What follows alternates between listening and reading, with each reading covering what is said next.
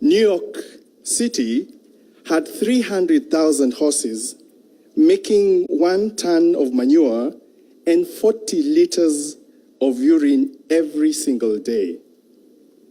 There were entire city blocks dedicated to nothing but piles of horse manure, hills rising up to 100 meters, right next door to apartments. When it rained, it turned to mud that flowed through the city. The New York Times estimated that 3 billion flies were being hatched every single day.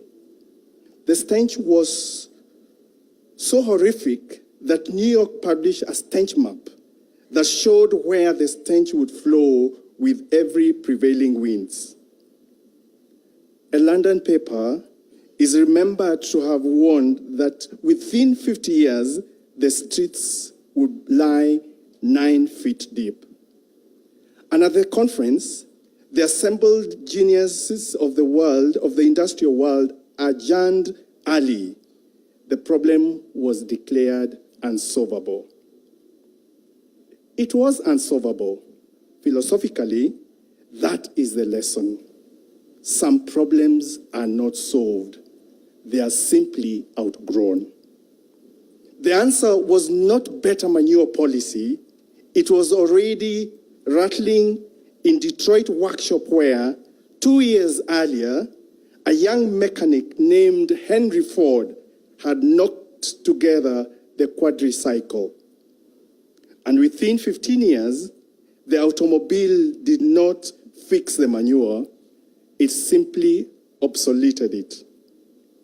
So here, the first proposition of this Katiba Day. The future rarely arrives wearing the clothes of policy. It arrives dressed in overalls, in a garage. We should never be ashamed to dream through the manure. But philosophy without movement is memory. The dream must be walked. And listen to how the Gospel of Matthew puts it. It is the brevity that should unsettle us. It is Matthew chapter 19, verses 1 to 2. And I quote, "When Jesus finished saying these things, he left Galilee and went into the region of Judea, beyond the Jordan.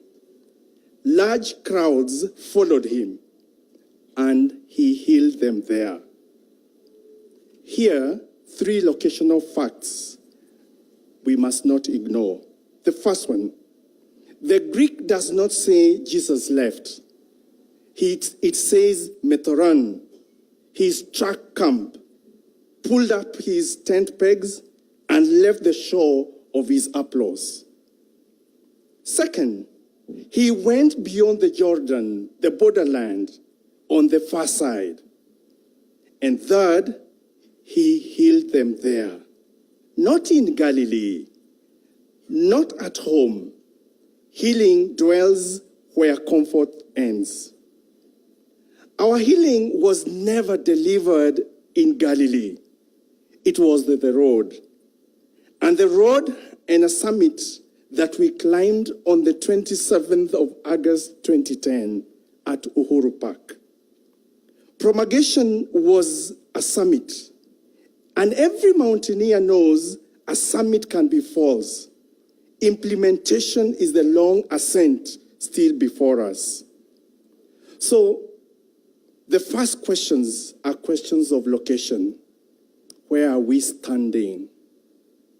Which Galilee have we refused to strike camp from? And 3, are we a people who cross or well-wishers who waved from the far shore? Sir, permit me an indulgence, a brief loan from the scientists, because the brain has a doctrine we should borrow for the journey ahead. Neuroscientists have photographed what practice does. Uber drivers, after years of memorizing the city roads, show physically enlarged hippocampi. the brain's law. Cells that fire together wire together. And its consequence is also ruthless. You use it or you lose it. The brain is not destiny. It's a habit of the flesh. But that neuroplasticity is morally blind. It wires what we repeat, including what we should not.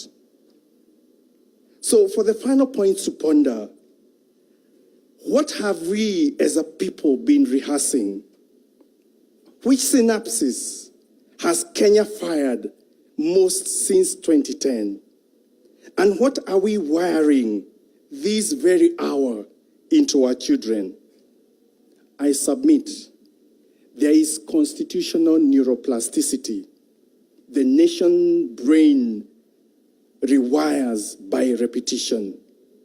The executive that acts, the legislature that checks, the judiciary that reviews, the constitutional bodies that report, the counties that deliver, and the citizenry that questions. Each act a synapse of implementation. 16 years of this amount to constitutionalism becoming a muscle memory. Because when the history of this great nation is written, let it not be said that we were the generation which organized the manure. It must be written that we were the generation which dreamed of the automobile and followed through. We are the people who left Galilee in pursuit of healing beyond Judea and across the Jordan. Your Excellency, sir,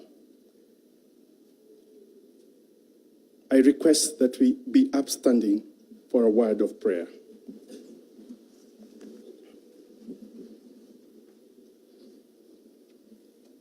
God our Father, who pitched your tent among us, hear our prayer as we dare the workshop of our dreams and refuse to build house on manure.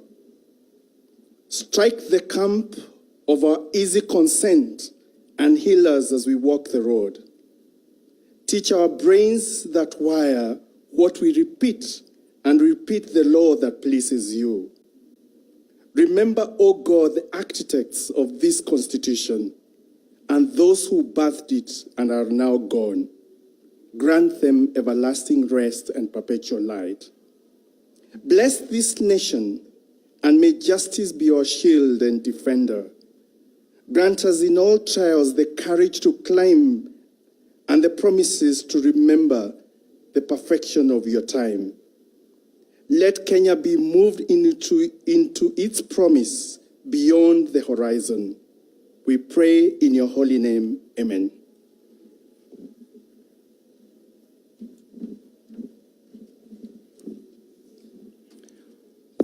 Almighty God, we thank you for the gifts of our nation, Kenya. We thank you for the Constitution that guides and guards our people. We ask that you may renew in us the vision of justice, unity, and peace. Bless our citizens with the hearts to obey the law and love for one another. In your name we pray. Amen.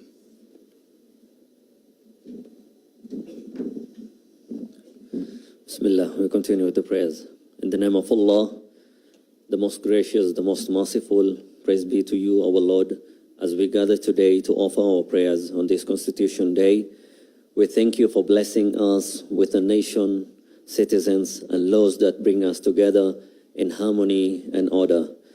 Ya Allah, just as you revealed divine laws to guide humanity through your prophets, we ask you to bless our Constitution, that it may always serve justice, equity, and the welfare of all citizens. Let it be a source of unity, a shield for the weak, and a guide for the leaders.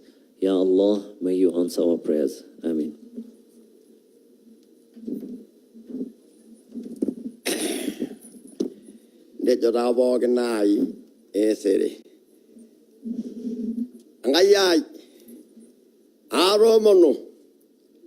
Anaba olosho le Kenya awana rari kiniri kitamaile na Narabawa Katiba Nani Belegani.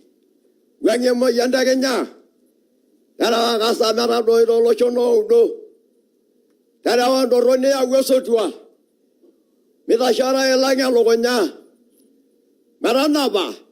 Loshal. Lokol. Rumada. Ringeni. Megaranaria. Parai Ruto. Megaramayana. Angai. Without the Angayangishon. Wianjan. Now on Besai. Nara was not all barani. Nero Losholom all along. Hobua. And over Garaine. And over Loshomosima. And Argolalangai. And I went now along. The Madayo do you. And Abana do you. The Magilagala. And Oiloid Lamodo. Yawaria Dama. And Robilono Loriela Morinar. No Robilino Songa Mao. And the little no Dugai. And Abana Raguela Lebanon. I said, Na sote tukasema, may we take our seats, please. Your Excellency, with your permission, allow me to now invite the Head of Public Service, the Chief of Staff and Head of Public Service, Honorable Felix Koskei, for the state invocation and establishment of the protocols. Welcome. Tupigie makofi tafadhali. Thank you.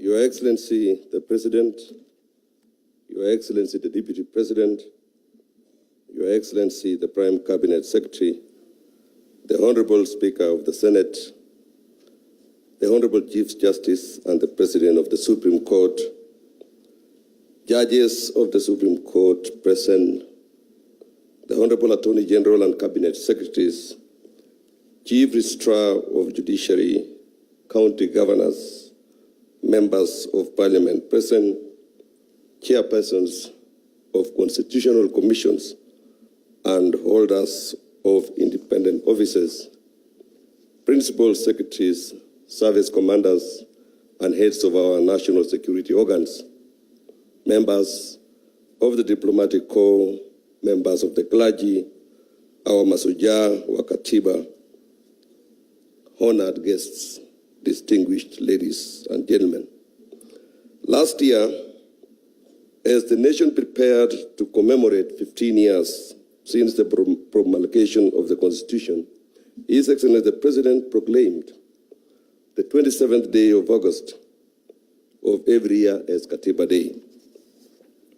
The proclamation established Katiba Day as an annual occasion for the nation to reaffirm its commitment to the Constitution. Although it remains a working day, institutions across the three arms of government and the two levels of government, together with schools and other learning institutions, are called upon to organize and participate in activities that promote constitutional awareness, civic responsibility, and fidelity to our national values.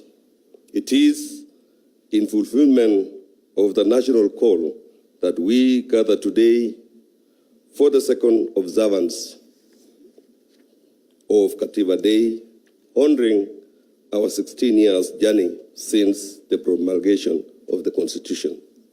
This symposium brings together institutions entrusted with public duty and the people in whose name that authority is exercised.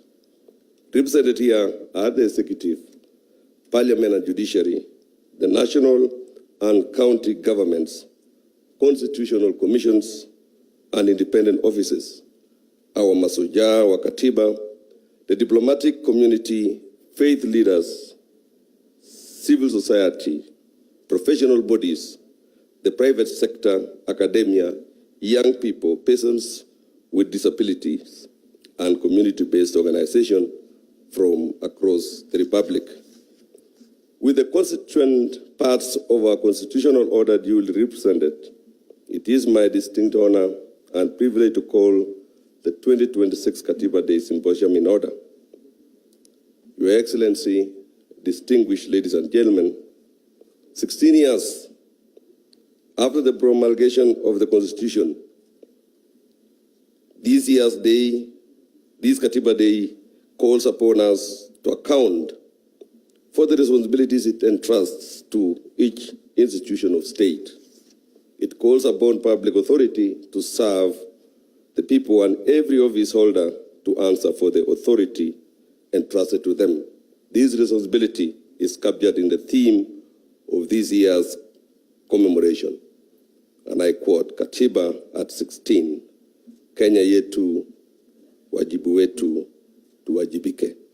The theme summons every institution and every office holder to account for how they have discharged the mandate entrusted to them. Ladies and gentlemen, our responsibility to the Constitution extends to honoring the symbols through which our nationhood is expressed. They carry our history, our national dream and prayer, proclaim our sovereignty, and affirm our common identity as one people, one nation. Accordingly, Article 9 of the Constitution identifies the national symbols of the Republic as the national flag, the national anthem, the coat of arms, and the public seal. The Constitution gives these symbols their place within our national order. As the supreme expression of the sovereign will of the Kenyan people, the Constitution is the foundation upon which every institution is established, every public office is held, and every authority of the state is exercised. It is therefore fitting that before the formal proceedings of this commemoration commence, the Constitution and our national symbols are ceremonially presented and installed at the center of this commemoration. Their presence at the heart of this ceremony affirms that the Republic, its institutions, and all who exercise public authority are founded upon the will of the people and remain subject to the Constitution. The presentation will commence with the copy number 1 promulgated on 27th August 2010. The Constitution will be presented by the Honorable Attorney General, whose office is constitutionally entrusted with promoting the rule of law and defending the public interest. Thereafter, the national symbols will be presented within due honor by the Kenya Defense Forces, guardians of the sovereignty and territorial integrity of the Republic. Your Excellency, honored guests, may I now request that we all rise for the conveyance and ceremonial installation of the copy number 1 of the Constitution of Kenya and the other national emblems of the Republic. Kenya Defense Forces, you may proceed. Mheshimiwa Rais, katiba hii ya Kenya ilipitishwa mwaka wa 2010 tarehe 4 Agosti na kuanza kutumika rasmi tarehe 27 Agosti mwaka wa 2010. Mwanasheria mkuu Mheshimiwa Dorcas Oduor, Senior Counsel, akituletea nakala ya kwanza ya katiba hii hivi sasa. Na katiba hii Mheshimiwa Rais ikiwa imeweka misingi ifuatayo: ukuu wa wananchi, ikipeana mamlaka kwa wananchi wenyewe ili waweze kujitawala; haki na uhuru wa msingi, haki ya kuishi kwa usawa, uhuru na kujieleza; elimu, afya na utu. Mheshimiwa Rais, katiba hii imeweza pia kuweka mgawanyo wa mamlaka, ikiwemo ile ya executive, mamlaka ya utendaji, bunge inayotunga sheria, na hali kadhalika mahakama ambapo tunakimbilia wakati wa kupata haki. Miongoni mwa sheria ambazo ziko ndani ya katiba hii, Mheshimiwa mwanasheria mkuu hivi sasa akiweza kuandaa katiba hii na kuiweka mahali panapostahiki. Katiba ya Kenya ikiwa ndiyo sheria kuu, ikiwa na sura 18.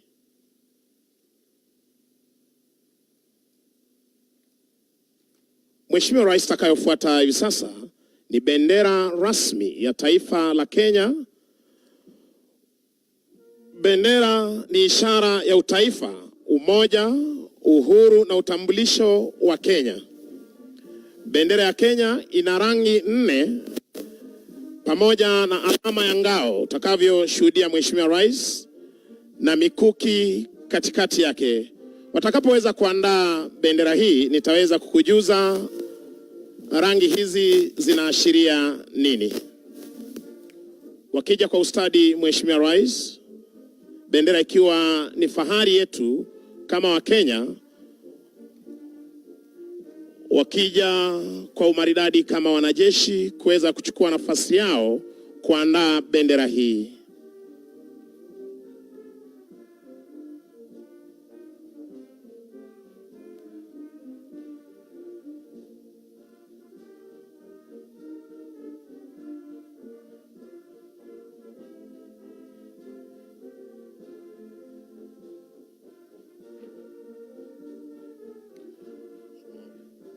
Kwa maridadi kabisa wakiweza kufungua bendera hii Mheshimiwa Rais.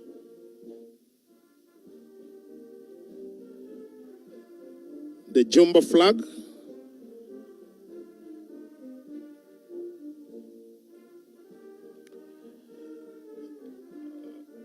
Mheshimiwa Rais, wakiweza kuandaa bendera hii hivi sasa, rangi nyeusi ikiashiria watu wa Kenya, rangi nyeupe Mheshimiwa Rais ikiashiria amani tulio nayo na umoja wetu kama wa Kenya, rangi nyekundu ikiashiria damu iliyomwagika wakati wa mapambano ya kuleta uhuru, rangi ya kijani ikionyesha ardhi na utajiri pamoja na mali asili ya taifa letu la Kenya, na Mheshimiwa Rais, ngao na mikuki hiyo ikiashiria utayari wetu wa kulinda taifa letu la Kenya. Bendera ya Kenya. Kuweza kuondoa hivi sasa bendera hii Mheshimiwa Rais na kuweza kuiweka mahali maalum tayari kuweza kuendelea na hafla hii ya kusherekea Katiba miaka 16 tangu kuweza kuzinduliwa. Takayofuata Mheshimiwa Rais takuwa ni maneno ya wimbo wa taifa, ukipenda kwa lugha ya Kimombo National Anthem Lyrics.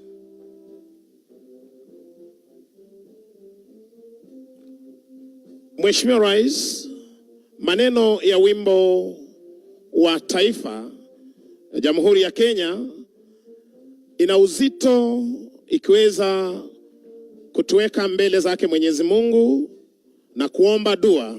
Neno la kwanza Mheshimiwa Rais, tukiweza kufahamu kwamba Mwenyezi Mungu ndiye mwenye nguvu zote na kuweka imani yetu kwake Mwenyezi Mungu aweze kuibariki na kuilinda Kenya. Pia inaweza kutueleza kwamba umoja wetu ndio nguzo yetu, tuweze kushikamana kila wakati tukiomba amani iweze kuwa katika taifa letu la Kenya na utulivu, uhuru wa kuweza kulinda taifa letu na hali kadhalika Kenya kuweza kustawi na maendeleo, upendo na umoja wa taifa, uzalendo wa kujitolea kwa ajili ya Kenya. Na kwa ujumla Mheshimiwa Rais, wimbo wa taifa unaonyesha uzalendo, umoja, amani, uhuru na matumaini ya Kenya kustawi. Maneno ya wimbo wa taifa. Shukran. Mheshimiwa Rais, takayofuata ni nembo ya taifa la Kenya. Mheshimiwa Rais, nembo ya taifa la Kenya ni alama rasmi inayoonyesha ujumbe wa umoja, ulinzi, uhuru na utambulisho wa taifa la Kenya. Kwenye nembo hii Mheshimiwa Rais, utaweza kuona ngao. Ngao hii inaashiria ulinzi wa taifa letu la Kenya.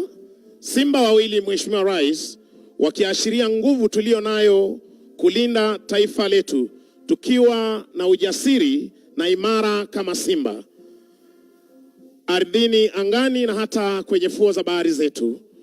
Mikuki miwili Mheshimiwa Rais unayoiona ni ya kulinda mipaka yetu na hali kadhalika taifa letu la Kenya. Jogoo inaashiria mamlaka na hali kadhalika mwanzo mpya, kama vile Mheshimiwa Rais kila asubuhi jogoo anapowika wasaa wa majogoo alfajiri, wa Kenya huamka kujituma na kuanza kujenga taifa lao. Mimea unayoona Mheshimiwa Rais inaashiria kilimo na utajiri wa mali asili tulio nayo kama taifa la Kenya. Unavyotazama Mheshimiwa Rais, tuna pareto, nanasi, mahindi miongoni mwa mimea tunayoipanda na mazao yanayopatikana katika taifa letu la Kenya. Neno harambee Mheshimiwa Rais linatukumbusha tushirikiane, tusaidiane kwa pamoja, tuwe na mshikamano mmoja kama wa Kenya. Nembo ya taifa la Kenya. Thank you. Mheshimiwa Rais, kuhitimisha tafrija hizi za kijeshi ni muhuri wa umma, the public seal, Republic of Kenya. Mgeni wetu rasmi, kwa sababu ya uzito wa muhuri huu, wanajeshi hawa wataenda kuuzindua upande ule wa pili na utaweza kutazama, na nitawaalika sote tuweze kuelekeza macho yetu kwenye runinga zetu na hali kadhalika walioko hapa mbele kuweza kutazama wanajeshi hawa wakizindua muhuri huu wa umma, katika lugha ya Kimombo, the public seal, Republic of Kenya. Muhuri wa umma wa Kenya ni alama rasmi Mheshimiwa Rais inayotumika kuthibitisha nyaraka rasmi za serikali, na hali kadhalika inaashiria mamlaka ya serikali kuleta uhalali na uhalisia wa kuthibitisha kwamba hati hizi ni rasmi, na hali kadhalika kuleta ukuu wa jamhuri yetu ya Kenya. Wakienda kuzindua rasmi hivi sasa muhuri huu wa umma.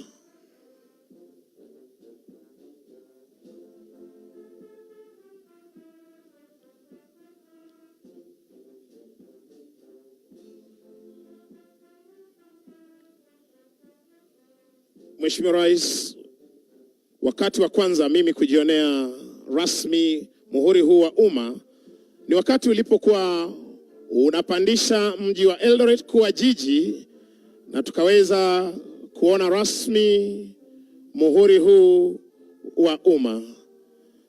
Tuwapigie makofi mazuri tafadhali wanapohitimisha tafrija hizi za kijeshi. Kwa heshima tarudisha kwake Hops aweze kuendelea. Mheshimiwa Felix Kosgei.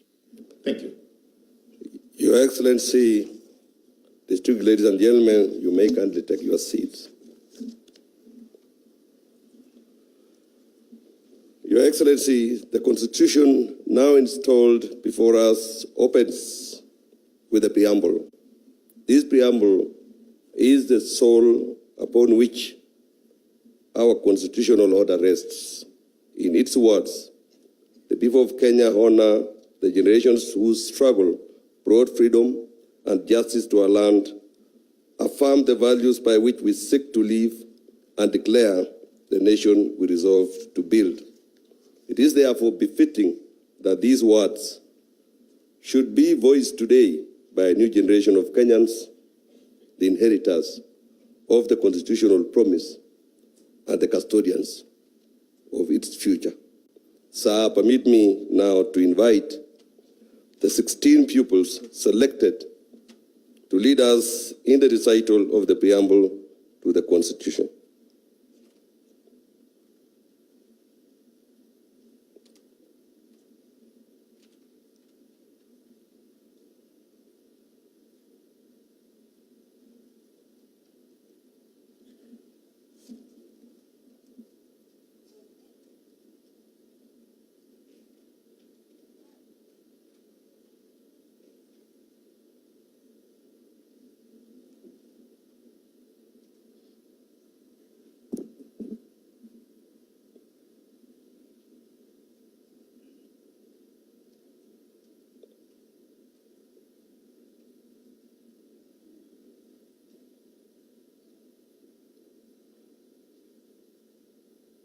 Your Excellency, distinguished ladies and gentlemen, may we all kindly rise for the recital of the preamble to the Constitution set out on page 7 of the program.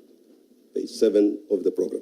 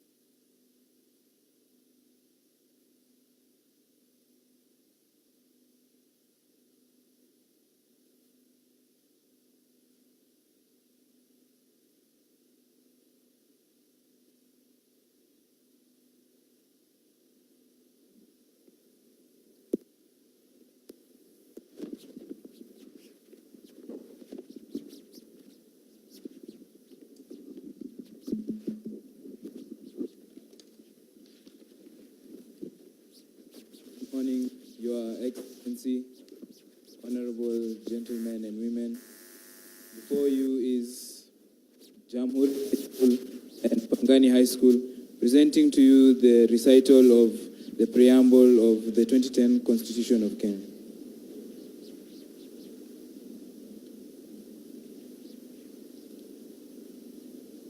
We, the people of Kenya, acknowledging the supremacy of the Almighty God of all creation, honoring those who heroically struggled to bring freedom and justice to our land, proud of our ethnic, cultural, and religious diversity, and determined to live in peace and unity as one indivisible sovereign nation. Respectful of the environment, which is our heritage, and determined to sustain it for the benefit of future generations, committed to nurturing and protecting the well-being of the individual, the family, communities, and the nation. Recognizing the aspirations of all Kenyans for a government based on the essential values of human rights, equality, freedom, democracy, social justice, and the rule of law. Exercising our sovereign and inalienable right to determine the form of governance of our country, and having participated fully in the making of this constitution, having adopted, enacted, and given this constitution to ourselves and to our future generations, and having promulgated it on the 27th day of August in the year of our Lord 2010, do hereby, on this 16th anniversary of its promulgation, reaffirm our commitment to respect, uphold, and defend this Constitution for the glory of Kenya. God bless Kenya.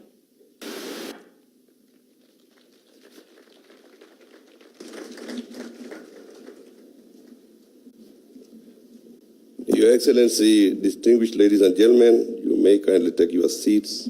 Thank you. Your Excellency, the aspirations proclaimed in the preamble are marked throughout the contours of our Constitution. Among its most consequential reforms were devolution and the establishment of Constitutional Commission and independent offices. Devolution brought government resources and decision-making closer to the people. Constitutional commissions and independent offices were established to protect the sovereignty of the people, secure observance by all state organs of democratic values and principles, and promote constitutionalism. Through these institutions, the Constitution was intended to take root across the Republic and find expressions in the daily lives of Kenyans. 16 years on, this Katiba Day provides an occasion to account for how faithfully these institutions have discharged their mandates and how meaningfully their work has advanced the constitutional promise. our institutions protecting rights and serving citizens?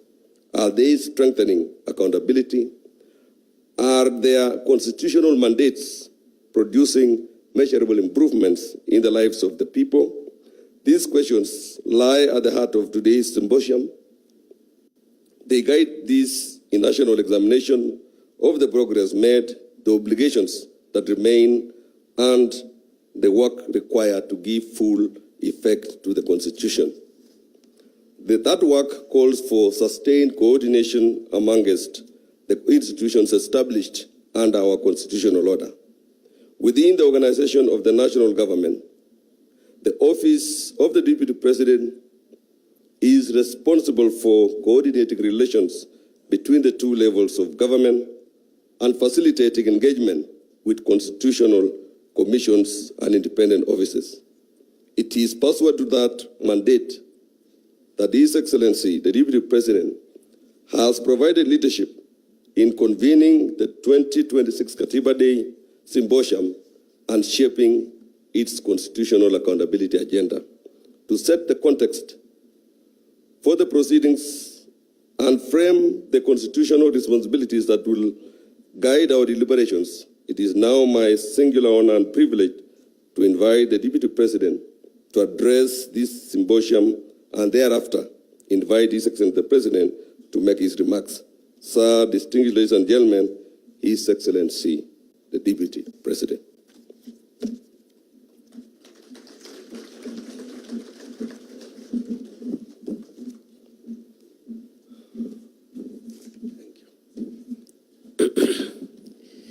Your Excellency, sir, I ride on all the protocols that have been established already and would like to say the following before I invite you, Your Excellency. That on a moment like this one, 5 things, at least for me, ran through my mind. The first is on the 16th anniversary of celebrating the constitution that we established for ourselves to guide the creation of a modern Kenya. It is an occasion to look at how far we have traveled in the journey of living up to the aspirations of our Constitution as captured in the preamble, which has just been recited for us, but also in the foundational articles of the Constitution that form the bedrock upon which our constitutional architecture is raised. These foundational articles define Kenya as a democratic multi-party state. It defines the territory of Kenya in Article 5, where it stretches from, and the subnational units that constitute Kenya, the 47 counties of our republic. It defines us as a multicultural, multi-ethnic, multiracial, multi-religious society determined to live together as one sovereign, indivisible nation. Your Excellency, it is a good time for us to reflect on how far we have advanced our sovereignty and the sovereignty of the people of Kenya, how far we have kept the unity of our nation, and how far we've traveled in forging tolerance and finding strength as a nation in our diversity. The second item, or the second theme that runs through my reflection on a day like this as a citizen of Kenya is how far again in those 16 years, Your Excellency, we have been able to perfect our vertical relationships, looking at the Constitution a relationship is envisaged between those who act on behalf of the state and the people. The relationship between the legislature, judiciary, and the executive at the national level, and the executive and the legislature at the county level, and also holders of constitutional commissions and independent offices. How the three arms of government and the two arms of government at the county level relate to one another, and especially relate to the citizens of Kenya, the vertical relationship. Number three is the horizontal relationship among the arms of government themselves and the levels of government, and how we have come to perfect devolution, to respect the independence of the judiciary, to respect the independence of the legislature, how far the legislature has been a check on the executive, and how far the judiciary has helped us to interpret the laws of our land. That is the third thing that runs through my mind. But there is a fourth theme that runs through my mind, Your Excellency. And this is the software of our nation. Our Constitution envisages that this nation, other than the development we do for ourselves, will be run on the basis of certain values, national values, and principles of our governance.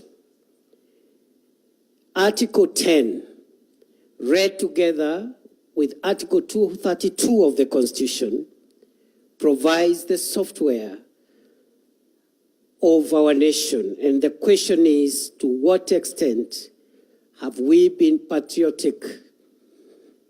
To what extent have we advanced the rule of law, human rights, democracy, environmental sustainability, accountability, the values of the public service in Article 232, etc., etc. And I think on a day like this one, we will be listening to one another to find out what journey we have covered and where the gaps are, so that we can perfect our nation's software as we also strengthen its hardware. Finally, Your Excellency, on a day like this one, I and perhaps a few others in this room are curious to reflect on the 16 years that we have taken to advance the requirements of the two legs on which our country and our democracy is founded. These two legs are found in the Bill of Rights, but they are also scattered everywhere else, including the preamble. The first limb is the limb of democracy and the need to advance a nation founded on human dignity and human rights and democratic ideals. But there is a second limb, Your Excellency. And this is the limb that you invited us to begin a conversation on as we look towards a Kenya beyond 2030. And this is the limb of prosperity. I dare say, Your Excellency, before I invite you, that as you reminded us when you were launching this conversation, that the aspiration of our constitutional order is very much about democracy, but it's also very much about creating wealth for the citizens of Kenya, empowering the citizens, and realizing the aspects of the Bill of Rights that give dignity and empowerment to the citizen, creating a wealthy, healthy Kenya. Rights that have been ignored for some time now around decent housing, their right to health, the right to access the things that make life convenient and comfortable.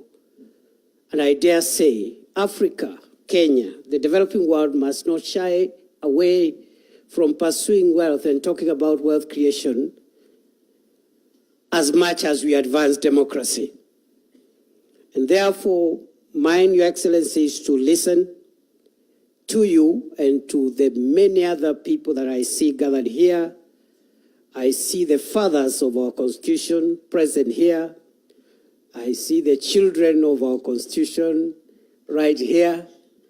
And because we have a long morning ahead of us, and because also I see many people who are much more qualified on the matters of today's discussion than I am, I want to stop there and request that we be upstanding and invite His Excellency the President to set the tone for this meeting. Thank you very much, Mr. President. Speak to the nation.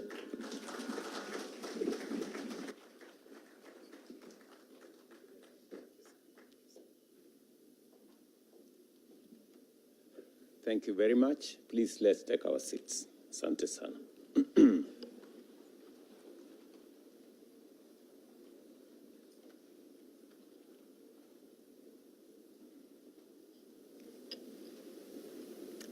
Distinguished guests, fellow citizens, ladies and gentlemen, on this day, 16 years ago, Kenya did not merely promulgate a new supreme law. We entered a new constitutional order and renewed the covenant upon which our republic is established. Generations of Kenyans had struggled and sacrificed for this moment. They wanted a nation governed not by the whims of the mighty and powerful, but by the sovereign will of the people. A nation in which authority would be restrained by law, public office exercised as a trust, and every institution held accountable to the citizens it serves. With that in mind, Katiba Day, 16 years later, must be more than an annual anniversary. It must be a day of national accounting. We must take a collective pause and reflect on a few critical questions. Have we faithfully implemented the Constitution? Have we exercised the authority it confers upon us responsibly? Have we effectively delivered the rights that the Constitution guarantees? And have our institutions fully honored the purposes for which they were established? These questions apply to the executive, to Parliament, to the judiciary, to the national and county governments, to constitutional commissions and independent offices, and to every state and public officer. Ladies and gentlemen, our Constitution performs two equally important principles. First, it restrains power. It shares authority, establishes checks and balances, protects fundamental freedoms, and provides remedies against abuse. Second, it manages power. It commands the state to govern, protect, and provide and progressively realize the social and economic rights of the people. Our responsibility is to uphold both obligations. Power must be managed and rights must be assured. That is why Article 43 is central to any honest assessment of constitutional implementation. It guarantees every person the right to the highest attainable standards of health, accessible and adequate housing, and reasonable standards of sanitation, freedom from hunger, and adequate food of acceptable quality, clean and safe water in adequate quantities, social security, and education. It further declares that no person shall be denied emergency medical treatment and requires the state to provide appropriate social security to persons unable to support themselves and their dependents. These are not ornamental provisions placed in our Constitution. They are fundamental rights. Article 21 requires the state to take legislative, policy, and other measures, including the setting of standards, to achieve the progressive realization of what I have stated. But progressive realization does not mean indefinite postponement. It recognizes that resources are finite, but requires every government to take reasonable, deliberate, concrete, and measurable steps towards fulfilling these rights.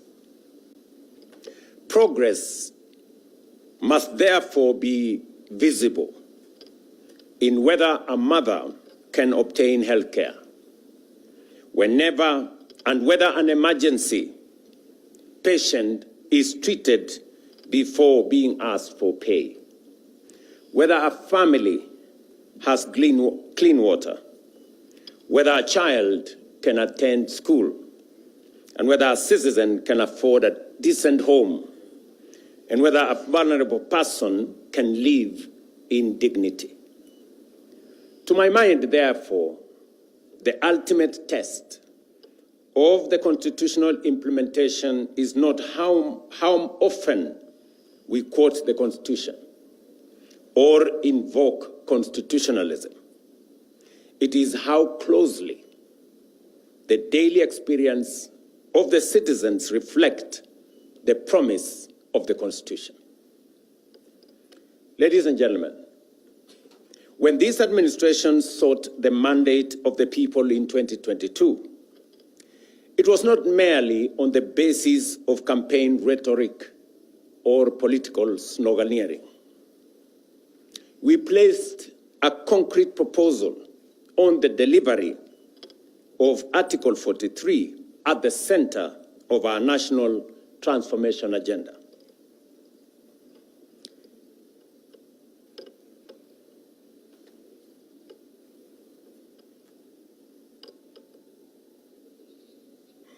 Universal health care, affordable housing, food security, education, and social protection became central pillars of our national transformation plan.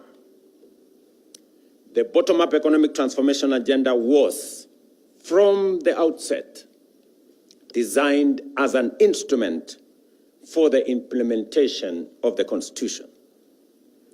That is why, over the last 4 years, we have been translating constitutional obligations into practical benefits across healthcare, housing, education, agriculture, and devolution.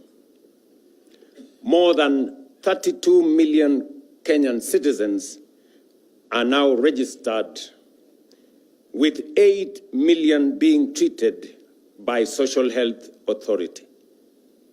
Over 100,000 community health promoters are servicing households, and the 922 Lifeline is strengthening access to emergency care. More than 274,000 affordable homes are under construction, creating 1.1 million jobs.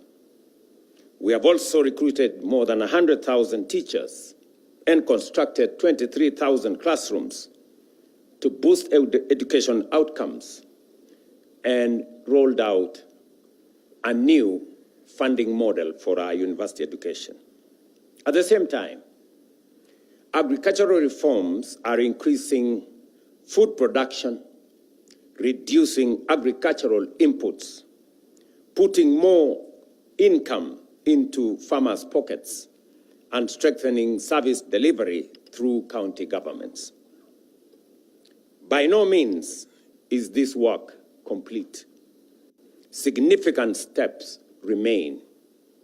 Nevertheless, these interventions demonstrate that the promise of our new constitution is steadily becoming the lived experience of more Kenyans today than was the case before.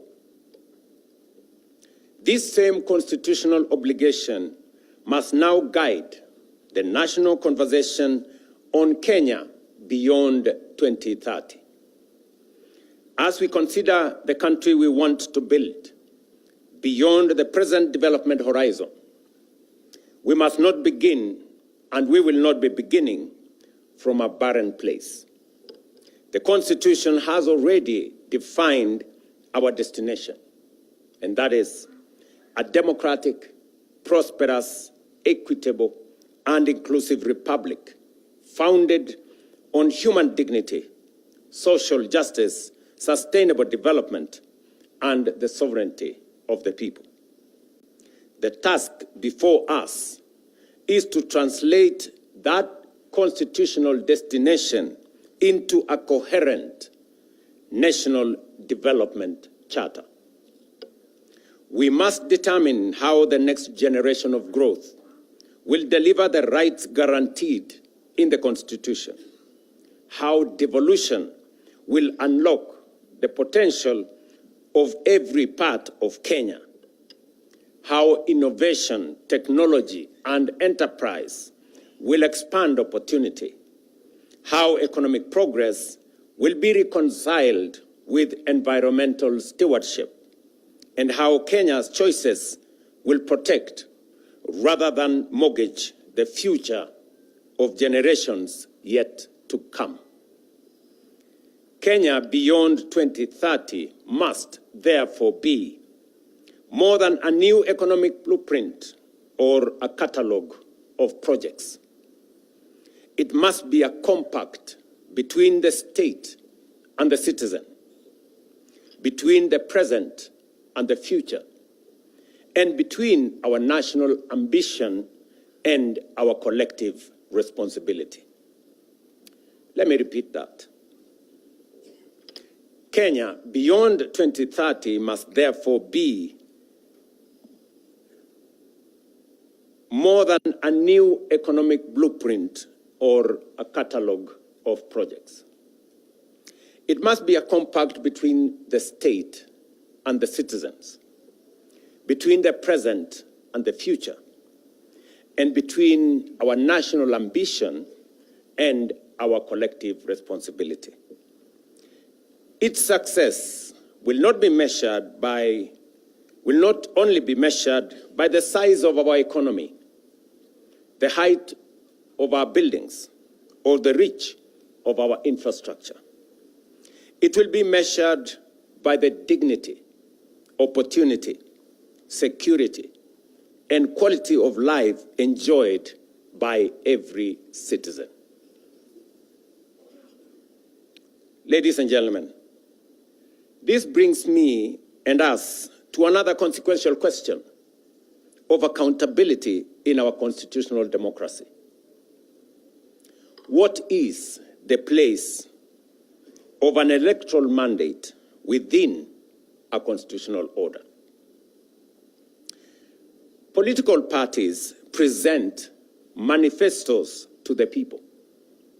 Citizens consider competing visions and elect a government. That mandate carries democratic legitimacy and imposes a responsibility on leaders to keep their word and deliver on their promise. The ballot gives the mandate. The Constitution establishes the boundaries. The public institutions ensure that both are respected. How much constitutional space must an elected government have to implement the program upon which it was elected? When that program is challenged, how should courts distinguish between reviewing constitutionality and making policy choices constitutionally entrusted to elected institutions? When a court finds that a policy violates the Constitution, how should the executive and parliament respond promptly and constructively? How should courts protect rights while remaining attentive to institutional roles, public resources, and practical consequences of their decisions? How do we preserve constitutional review without unnecessarily paralyzing legitimate government action? How do we ensure that checks and balances remain instruments of accountability and holding government to account rather than pathways to institutional gridlock? These questions do not constitute any attack on any institution or infringement on any institution. Judicial independence is non-negotiable. Courts must remain free to interpret the Constitution, protect rights, and invalidate unlawful action. Equally, executive, legislative, and judicial authority all derive legitimacy from the people and must be exercised in their service. Where a government acts unlawfully, it must obey the courts and correct its course. Where lawful policy choices fall within the constitutional authority of elected institutions, that democratic space must also be respected. Ladies and gentlemen, accountability also requires us to confront difficult moments in our recent national life. During the protests of 2024 and those that followed, young Kenyans and other citizens exercised their constitutional freedoms to speak, assemble, demonstrate, picket, and petition public authorities. Their message was clear. They wanted to be heard. They demanded greater accountability, better government, and a meaningful place in shaping the future of their nation. Those demands were not an assault on democracy. Peaceful protest, criticism, and dissent are essential to democracy. Yet, those protests also presented our republic with a profound constitutional question. How do we protect the citizens' right to protest while at the same time fulfilling the state's obligation to preserve constitutional order? The Constitution itself provides the starting point. Article 37 protects the right of every person peaceably and unarmed to assemble, demonstrate, picket, and present petitions to public authorities. That protection must be real. No Kenyan should lose their life, liberty, or dignity merely for criticizing government, expressing an unpopular opinion, or participating in peaceful demonstration. I recognize the pain that remains from the events of that period. Some families lost loved ones. Serious allegations were made concerning unlawful arrests, enforced disappearances, and the excessive use of lethal force. We cannot honor the Constitution by looking away from such allegations.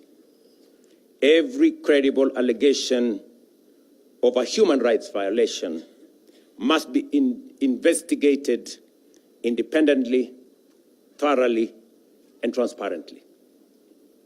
Where wrongdoing is established, those responsible must be held accountable in accordance with the law. At the same time, defending the rights of peaceful protesters does not require us to excuse crime committed under the cover of protest.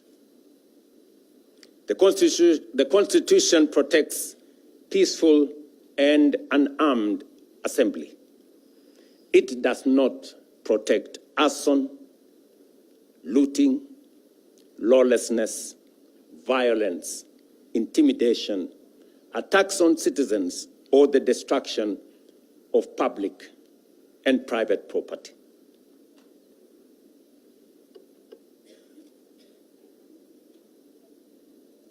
Sorry.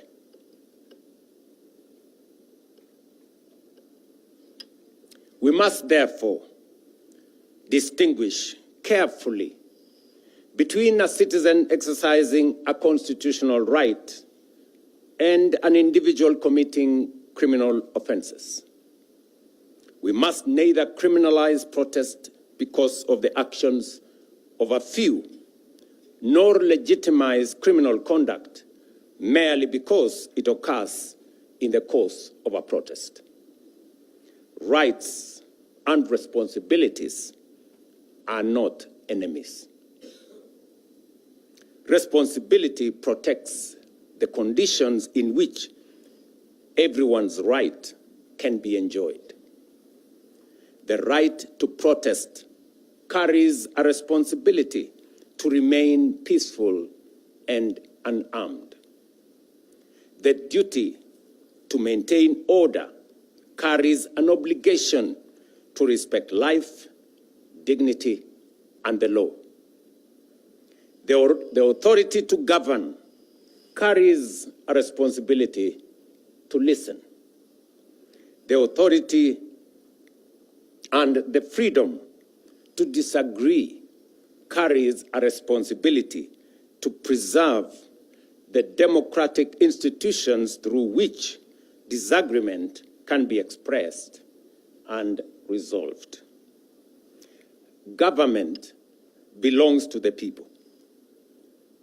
Parliament belongs to the people. The courts belong to the people. The institutions of the Republic belongs to the people. They may be criticized, challenged, and required to account, but they must not be destroyed because they are the instruments through which the people govern themselves. Our national task, therefore, is not to choose between liberty and order. It is to build an order founded on liberty and to exercise liberty in a manner that preserves the constitutional order. Let me repeat that. Our national task, therefore, is not to choose between liberty and order. It is to build an order founded on liberty and to exercise liberty in a manner that preserves the constitutional order. Ladies and gentlemen, the Constitution belongs to all of us. Its authority binds all of us. Its rights protects all of us. Its responsibilities call on all of us to account. Accountability cannot end with defending institutional territory, observing procedures, or publishing reports. Ultimately, we must account for outcomes, whether we have protected the sovereignty of the people, upheld human dignity, preserved constitutional order, used public resources responsibly, and brought the rights guaranteed by our Constitution within the reach of more citizens. 16 years ago, we gave ourselves a transformative Constitution. Our responsibility today is to fulfill its promise and build a democratic, prosperous, and transformed republic. That is the meaning of Katiba at 16. What we now say, Kenya yetu, wajibu wetu. I know there will be a robust conversation after this. I just thought of provoking us to have a conversation in this context as we celebrate our Constitution. And it is a moment for us to reflect collectively as a nation, not pointing fingers, not avoiding responsibility, not trying to excuse what is not right, but to honestly talk not at, but with each other. Thank you very much, and God bless you.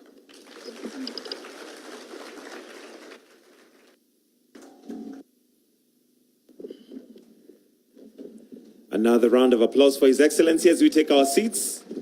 Thank you, Your Excellency.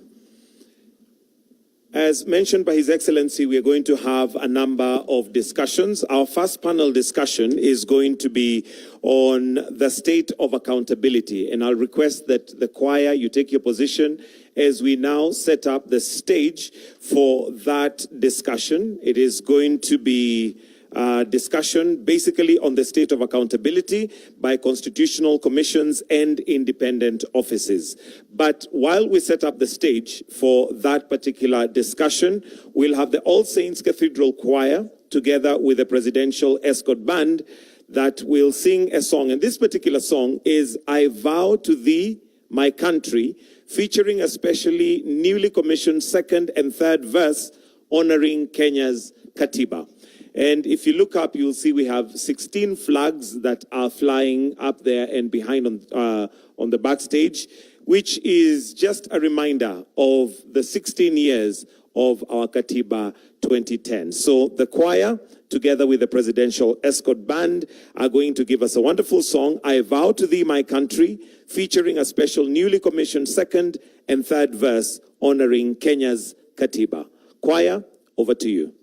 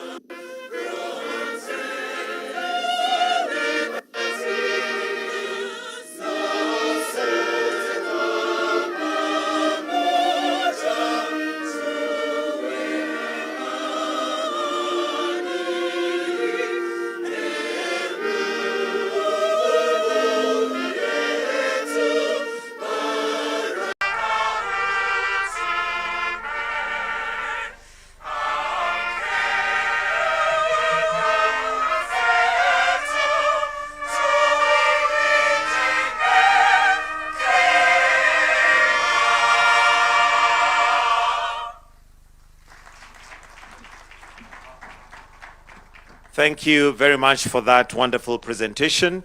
And before we get to the panel discussion, allow me, Your Excellency, to invite Honorable Dorcas Agei-Kodwor, the Attorney General, the state law, to make some submissions before we then have the panel discussion, which will be looking at the state of accountability. Welcome.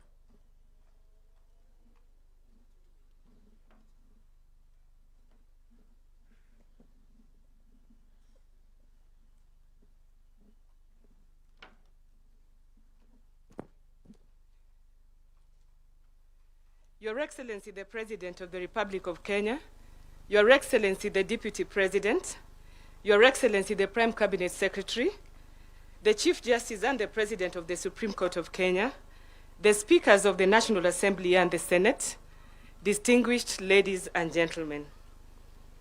It is my privilege to introduce this important conversation on the state of accountability by constitutional commissions and independent offices.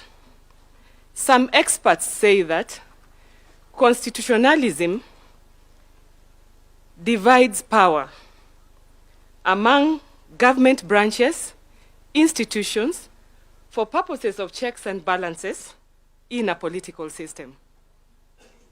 As evidence of that division, Your Excellency, on behalf of the women in leadership, I wish to express our gratitude because out of the 12, chapter 15, institutions that are the subject of today's symposium, 6 of them are led by women. And that is an example of constitutionalism. The Honorable the Chief Justice and the President of the Supreme Court is the chair of the Judicial Service Commission. Margaret Nyakango is the Controller of Budget. Nancy Gadungu is the Auditor General. Honorable Jaldesa Rehema is the chair of GEC. Clarice Oganga is the chair of Kenya National Commission on Human Rights. And Mary Chebukati is the chair of the Revenue Allocation. Not forgetting the Chief Registrar of the Court and myself, we found favor before God and before you, and we are grateful for having been given that opportunity to assist you in nurturing constitutionalism in this country. We have been supported by all branches of government. As we commemorate 16 years of our Constitution, we are invited to do more than celebrate the existence of the constitutional order that we created in 2010. We are called to examine whether our institutions are living up to the expectations of the Katiba and ultimately to the expectations of the Kenyan people. It is in this sense that the theme of today's symposium, Katiba at 16, Kenya yetu, wajibu wetu, tuwajibike, is particularly appropriate. Our Constitution is ours. Our institutions are ours. And the responsibility for making the Constitution work is equally ours. The great constitutional transformation of 2010 was not simply the redistribution of the institutional functions. It was the redefinition of the relationship between power and responsibility. It deliberately created institutions with distinct mandates, checks and balances, safeguards for independence and clear responsibilities to the people. In particular, constitutional commissions and independent offices occupy a very important place in that architecture. They exist to protect the sovereignty of the people, secure observance by state organs of democratic values and principles, and to promote constitutionalism. Their independence is therefore not incidental. It is fundamental. But there is an important distinction we must continue to appreciate. Our institutions are independent, but they are not isolated. Indeed, one of the enduring lessons of 16 years of constitutional implementation is that independence and interdependence must coexist. The Constitution does not contemplate institutions operating as a separate island or separate islands. It gives institutions distinct mandates, but places all of them within one constitutional operative framework, serving one sovereign, the people of Kenya. A commission may be independent in the exercise of its mandate, but the fulfillment of that mandate will often require engagement with Parliament, the executive, the judiciary, other commissions and independent officers, county governments, and citizens. The Auditor General may identify questions concerning the use of public resources. The Ethics and Anti-Corruption Commission may confront questions of integrity and corruption. The Commission Administrative of Justice may address maladministration. The Kenya National Commission on Human Rights may raise questions touching on the protection of rights and freedoms. The Salaries and Remuneration Commission has its own constitutional responsibilities within the management of public resources. In fact, sometimes Kenyans wonder that if all these things are well spelled in the Constitution, how come some institutions are still going to the judiciary to interpret their mandate? How come some independent offices and constitutional commissions still think that their powers are not properly being exercised when the Constitution has given them the power and the legislations that create them give them the operative atmosphere? These mandates are distinct, but the constitutional objectives they serve are interconnected. The challenge, therefore, is not to weaken institutional independence in the name of cooperation, neither should we use independence as a reason for institutional isolation.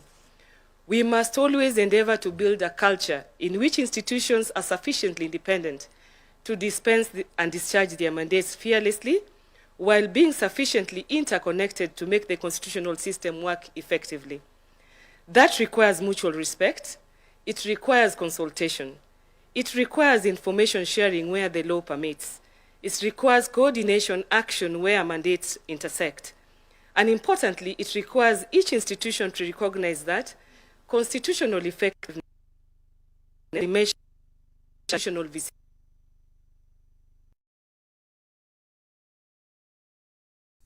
Distinguished ladies and gentlemen, this brings us to another important question for Katiba 16. Are our institutions as strong as the Constitution requires them to be? Institution building is not an event. It is a continuous constitutional responsibility. 16 years after promulgation, we must continue to strengthen the institutions entrusted with safeguarding our democracy. That includes strengthening their legal frameworks. It means ensuring they have the institutional capacity, professional competence, and resources necessary to discharge their mandates. It means safeguarding their independence. It also means strengthening their internal systems of governance, accountability, transparency, and performance. Strong institutions are not simply institutions that possess power. Strong institutions are institutions that exercise their power lawfully, consistently, fairly, and effectively. They must be capable of resisting improper pressure, but they must equally be capable of accepting legitimate scrutiny. They must demand accountability from others while demonstrating accountability. Because independence without accountability can undermine public confidence, just as surely as interference can undermine institutional independence. As we reflect on 16 years of implementation, the deeper question is accountability for constitutional purpose. We should therefore be willing to ask ourselves difficult questions, and I want to add on to the questions that His Excellency the President added. Are our constitutional commissions and independent offices fulfilling the purposes for which they were created? Are they accessible to ordinary citizens? Are they sufficiently responsive? Are their recommendations and decisions translated into meaningful action? Do our institutions collaborate effectively when mandates intersect? Are there legal, financial, or administrative weaknesses that are preventing some institutions from fully performing their constitutional functions? Most importantly, can the ordinary Kenyan see the difference that the Constitution has made in his or her life? These are difficult questions, but a mature constitutional democracy must be willing to ask difficult questions of itself. Just like at the beginning, the provost gave us an example of the donkey dung and the difficulty of taking care of it and the shame of acknowledging that is there and dealing with it. And I think that is a reflection, or we can juxtapose the questions that we are asking today to that. Because constitutionalism must ultimately be felt. It must be felt by a citizen who seeks accountability for the misuse of public resources. It must be felt by a Kenyan who encounters maladministration. It must be felt by a person whose rights have been violated, and it must be felt by communities seeking fairness, equality, and justice. It must be felt in the integrity of a public service and in the responsible management of public resources.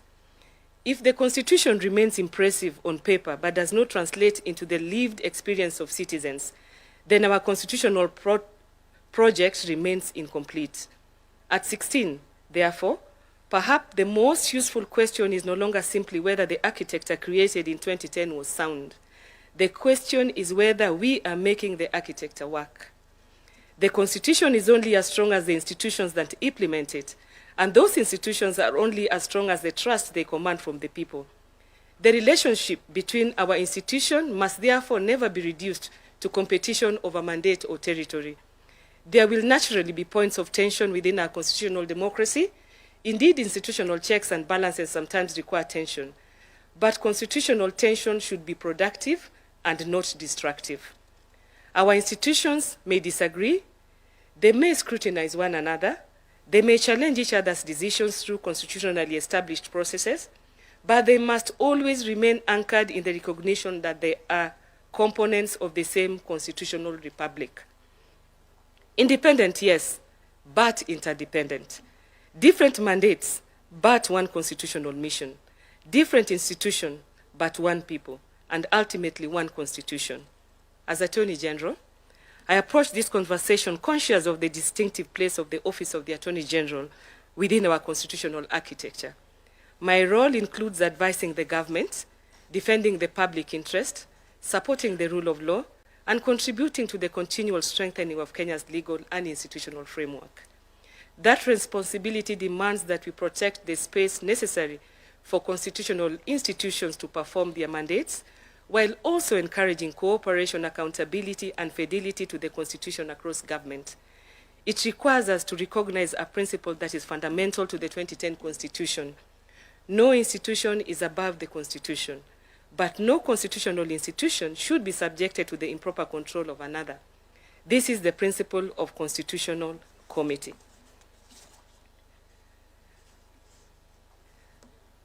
The session, therefore, provides an important opportunity for honest institutional reflection.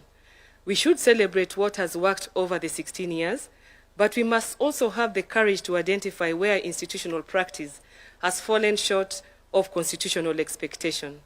Katiba 16 should not merely be an anniversary. It should be a checkpoint, a moment at which we ask, what have we built? What must we strengthen? What must we change? And what must we do differently over the next 16 years to ensure that the constitutional promise is more fully realized? This morning, we are privileged to hear from the institutions that occupy some of the most consequential spaces in this constitutional accountability and architecture. And as the Office of the Attorney General, I want to confirm that we have gotten the greatest cooperation and coordination with all the branches of government, all the independent offices, and all the constitutional offices under Chapter 15. We are honored this morning to have with us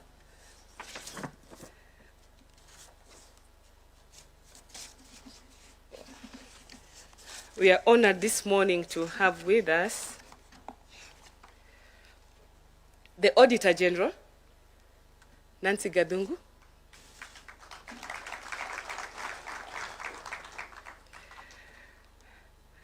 Bishop Oginde of the Ethics and Anti-Corruption Commission, Charles Orinda, Commissioner on Administrative of Justice, Clarissa Woro Ganga of the Kenya National Commission on Human Rights, Sami Chepkwony, Salaries and Remuneration Commission,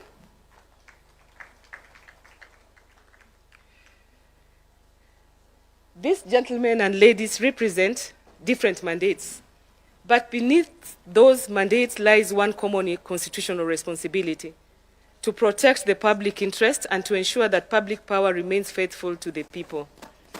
I therefore invite them to speak candidly, tell us what is working, tell us where the gaps remain, tell us what threatens institutional effectiveness, tell us where greater interagency cooperation is required, tell us how we can strengthen our institutions without compromising their independence, and tell us what must be done to ensure that 16 years after promulgation, Kenya continues moving closer to the constitutional republic envisioned by its people in 2010.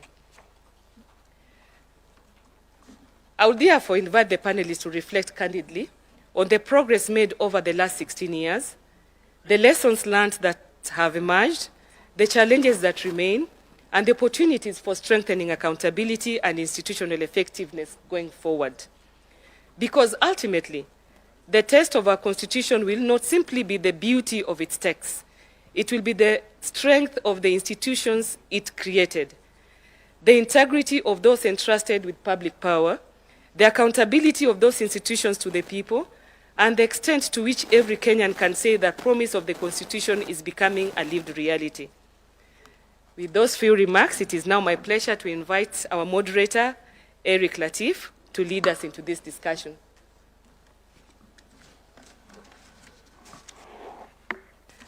Thank you, and may God bless us all. Thank you.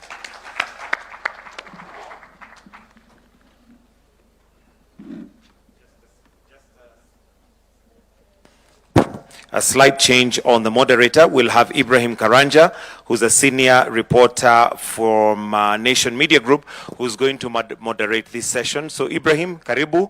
Please, let's go straight to the Q&A and do that.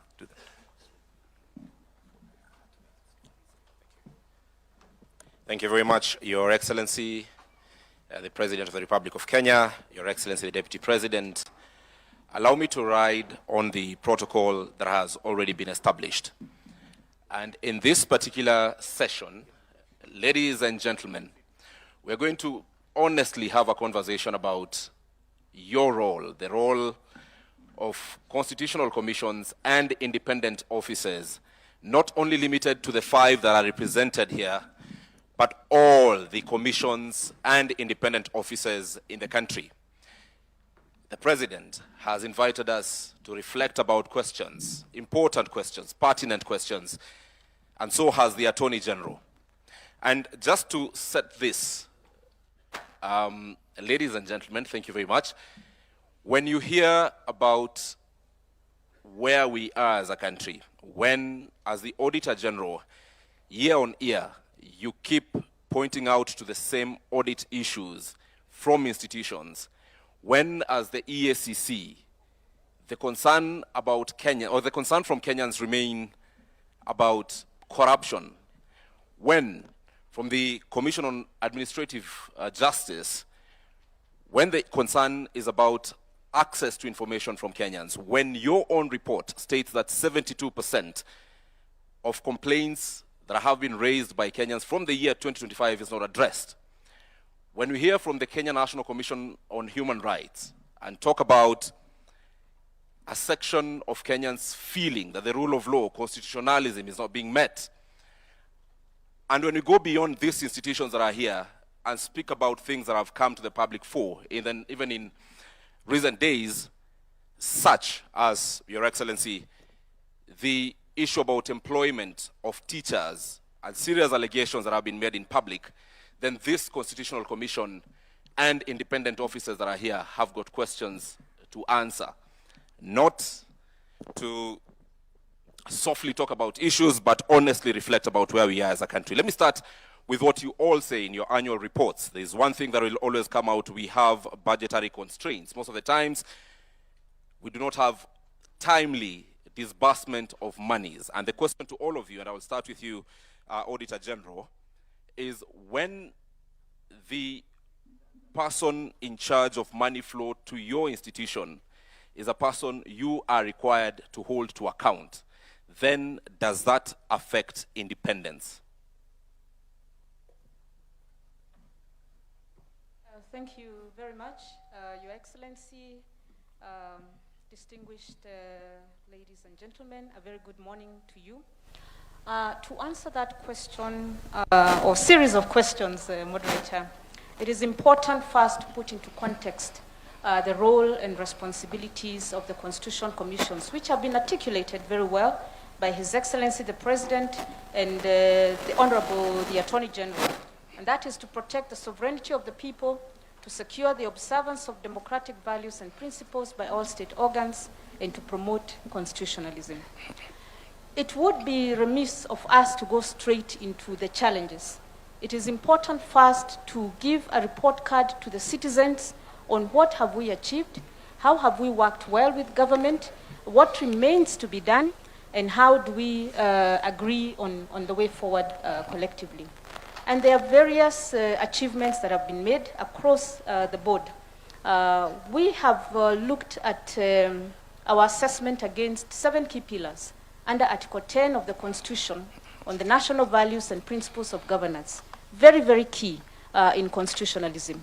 One is anchoring constitutionalism and the rule of law, strengthening public finance and fiscal discipline, advancing democratic electoral and security sector governance, combating corruption and enforcing integrity, promoting equity, cohesion and land justice, and equitable access to essential public services. And these have been addressed by His Excellency the President. They've also been addressed as the roles and responsibilities of constitutional commissions and independent offices. And there are achievements that have been made in this country. And we must, of course, recognize that achievements have been made. 16 years down the line, we are not at the same place that we were 16 years in 2010 when Kenyans made the decision that we needed another roadmap in terms of constitutionalism. Now, to the questions you've asked, what affects us in terms of delivery? Despite the progress that we've made, despite the outcomes on citizens, because under those pillars, there are real felt outcomes on citizens. And citizens measure performance and productivity, because now we've moved from performance to productivity.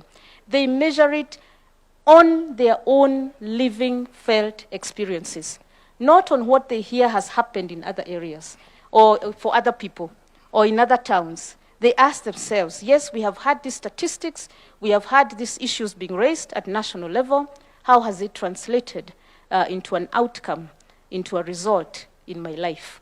So we've seen issues when we raise audit reports in terms of improvements. We've seen changes in policies. We've seen amendments to laws. We've seen directives even from the National Treasury on accountability. And that is progress, because it means whereas previously funds may have been misused or misallocated, or there was outright theft, then the Constitution Commissions, based on their mandate, whether to audit, whether to control the budget, whether to go after the criminal elements who are, where there is corruption or who are stealing, or whether to adjudicate cases of mismanagement of public resources. We have seen results. You have seen results. Nancy, my question to you is, when the person controlling the purse is a person you are required or have mandate over constitutionally, leave alone the allocation of monies by Parliament, there is the disbursement of funds which you keep citing in your reports is delayed. When this happens, how does it affect your independence? Indeed, that is one of the key issues that constitutional commissions are facing, lack of adequate resourcing. But for the Auditor General, the Constitution says that Parliament has the responsibility to allocate adequate funds for all constitutional commissions and independent offices under Article 249. But that's not always the case. And of course, we are alive to the fact that we are still growing as an economy, that we cannot always get the resources that we need, that cash flow is affected by revenue collections, and this affects entities across the board. Right. But we must ask ourselves, which entities need to actually do the work on the ground so that they provide the advice on how we can grow, have economic growth, right, economic empowerment, and ensure that cash flows are predictable and the targets are met. Thank you. That is the Constitution Commissions. Bishop Oginde, and thank you, Nancy, because you're also speaking as the chairperson of the caucus of chairpersons of independent officers and holders of independent officers and constitution commissions. Bishop Oginde, the issue of corruption continues to frustrate many Kenyans. You give us reports every year that we've done so much. We have recovered this much asset. However, we are still talking about corruption. We are still seeing the Auditor General flag what are corrupt activities from various entities. What exactly needs to be done to finally, 16 years down the line, slay this dragon of corruption? Thank you very much. The Constitution provides different various safeguards against the use of public resources. I think the, the greatest and most important thing we need to do as a nation, in line with the Constitution that we have given to ourselves, is for all of us to appreciate that the resources that have been allocated and given sacrificially by Kenyans need to be used for the purposes for which it has been allocated. That when any of us takes any of that and uses it for their own private gain, it affects every individual. So there's a need for a change of mindset. All of us who have been given responsibilities in any public office, that office is held in trust for Kenyans. And the resources that come to us are not for us to use. Unless and until we have that change of mind, we will continue to talk about corruption, and I can say authoritatively, laws alone will not give us the results that we are looking for. It will take our personal responsibility as individuals in every office where we find ourselves to recognize that the money that I have is not for me to use for myself. It is for the public good. When that is done, then our work will be more of a monitor.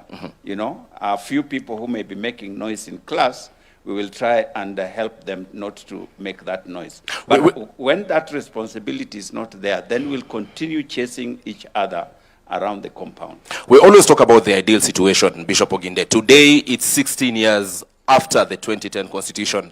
Let us be real. Yes. Let me ask you a very uncomfortable question. Yes. Which category of leaders do you find easy as EACC to investigate, and which category of leaders do you find very difficult to investigate? I don't think there is any category that is easy or difficult, because corruption is a very personal thing. Now, to answer your question more directly, any person who is in office and is being investigated within the same office where they are leaders, it becomes very difficult, because those people can interfere with the evidence that we need. Those people can make sure that we don't get the documents that we need. That person can deal with any person who wants to be a witness to what has happened. So any person who is in office that we are at the same time investigating, it becomes very difficult. Whether they are at the lower level or at the highest level. At that point, those persons holding office are seated here today. Yes. His Excellency the President, the Deputy President, Cabinet Secretaries, Governors are seated here today. Right. What would you tell them that we need, or they need to stop doing, so that it's easy for you? Very simple question. Speak to them directly. I think I have already said. The first thing to each and every one of us sitting here, including those who are here on the platform, we must recognize that the resources in our hands are not ours to use for personal gain. That's where it starts. If each one of us were to do that, our work will be very easy. All right. Now, secondly, our constitutional commissions are not just EACC. Our constitutional commissions are mandated by the Constitution to do the work that they're supposed to do. We have seen situations where we are going to investigate or try to find out information from an individual, all of us seated in this room. And some of us, His Excellency has just said, we must honor and respect the Constitution. So if we are called upon to respond to any constitutional commission or independent office, let's take it that the Constitution is the one inviting you. It's not Oginde. It's not Gadungu. It's not, you know, it is the Constitution in calling you. We have seen situations where we are defying the constitutional mandates that have been given to us, and that undermines our work. That undermines your work. We'll be coming back to you, because you will all agree with me that we have seen what I would call public relations from the Ethics and Anti-Corruption Commission. Very grand arrests, media presence. Then after that, many people would ask, then what next? And those are the questions we'll be coming to you to answer. But let me get to the Commission on Administrative Justice. A report you released just 2 days ago says 72% of complaints against institutions from the year 2025 have not been addressed. If I get to the specific numbers, 630 complaints from 2025, then we talk about, rather 813 complaints, 228 only have been solved, and 579 are pending. What does this mean?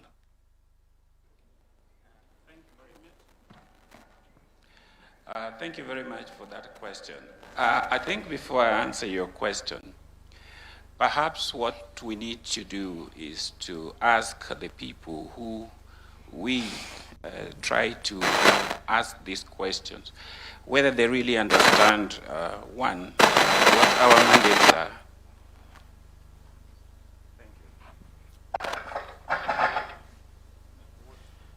We will change the mic for you.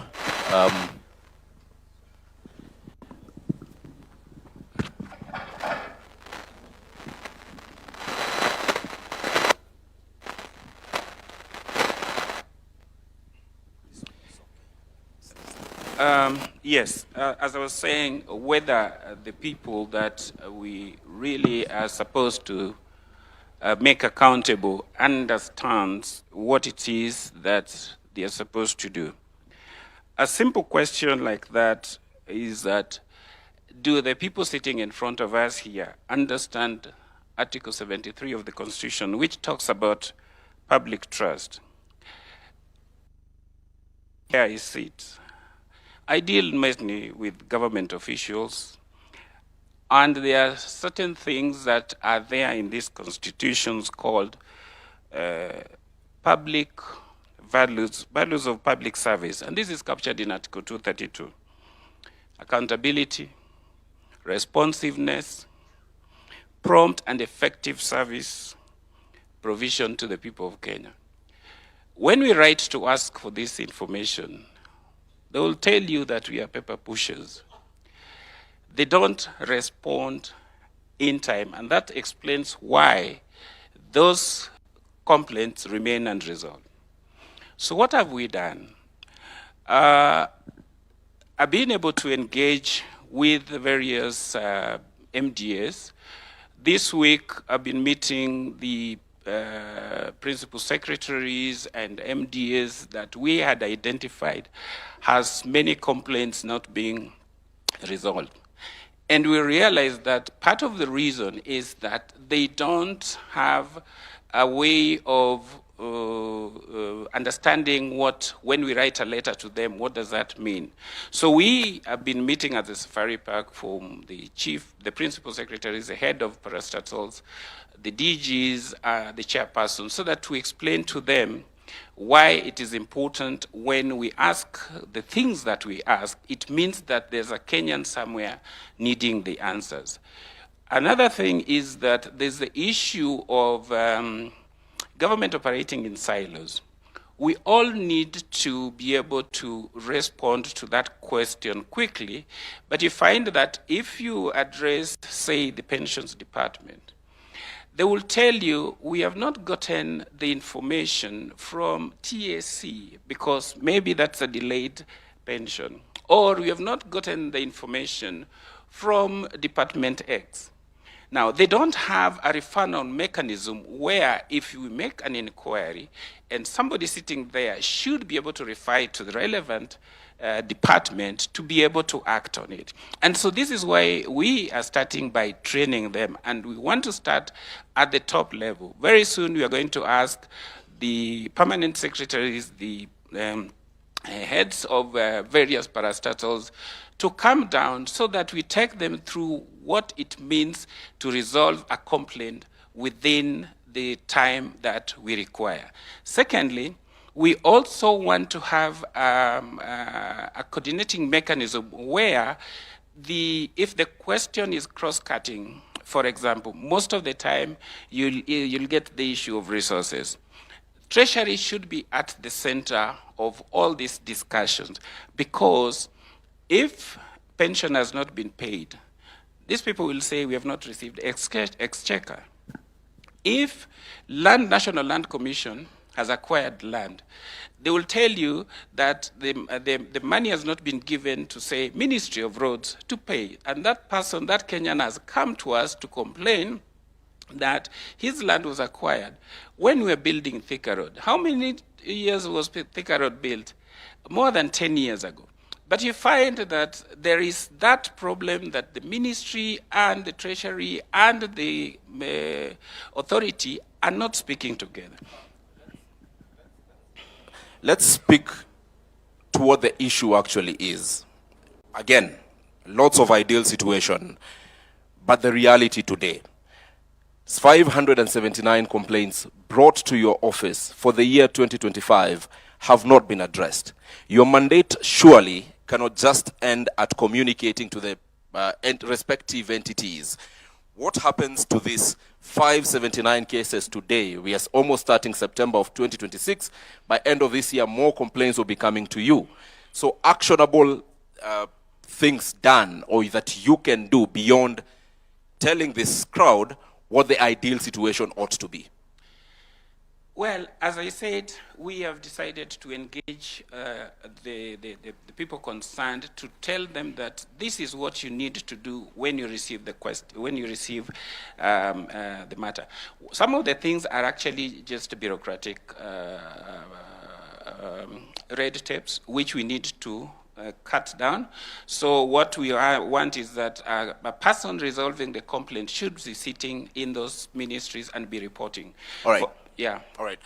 Let's move to another issue that still touches on you, an increase in requests for access to information.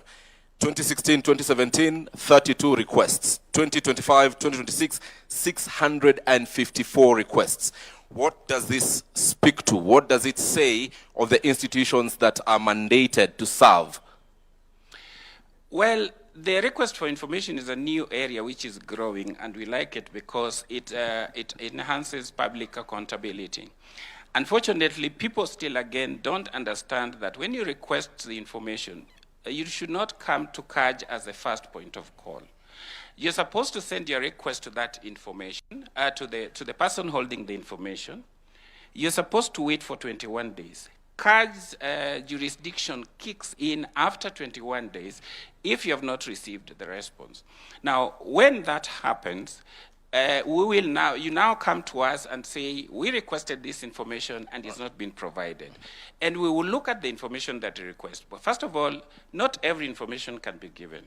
And so we'll look at it according to the law and see whether it falls under Section 6 of the Act, which are exempted. If it is information that should be given, then we will ask the institution why they're not giving that information and that they should be able to provide that information. All right. Yes. Clarice, where are we 16 years later in terms of human rights and the rule of law? Let's speak to human rights. Let's speak about the very basic right to life. Thank you. Thank you very much for that question.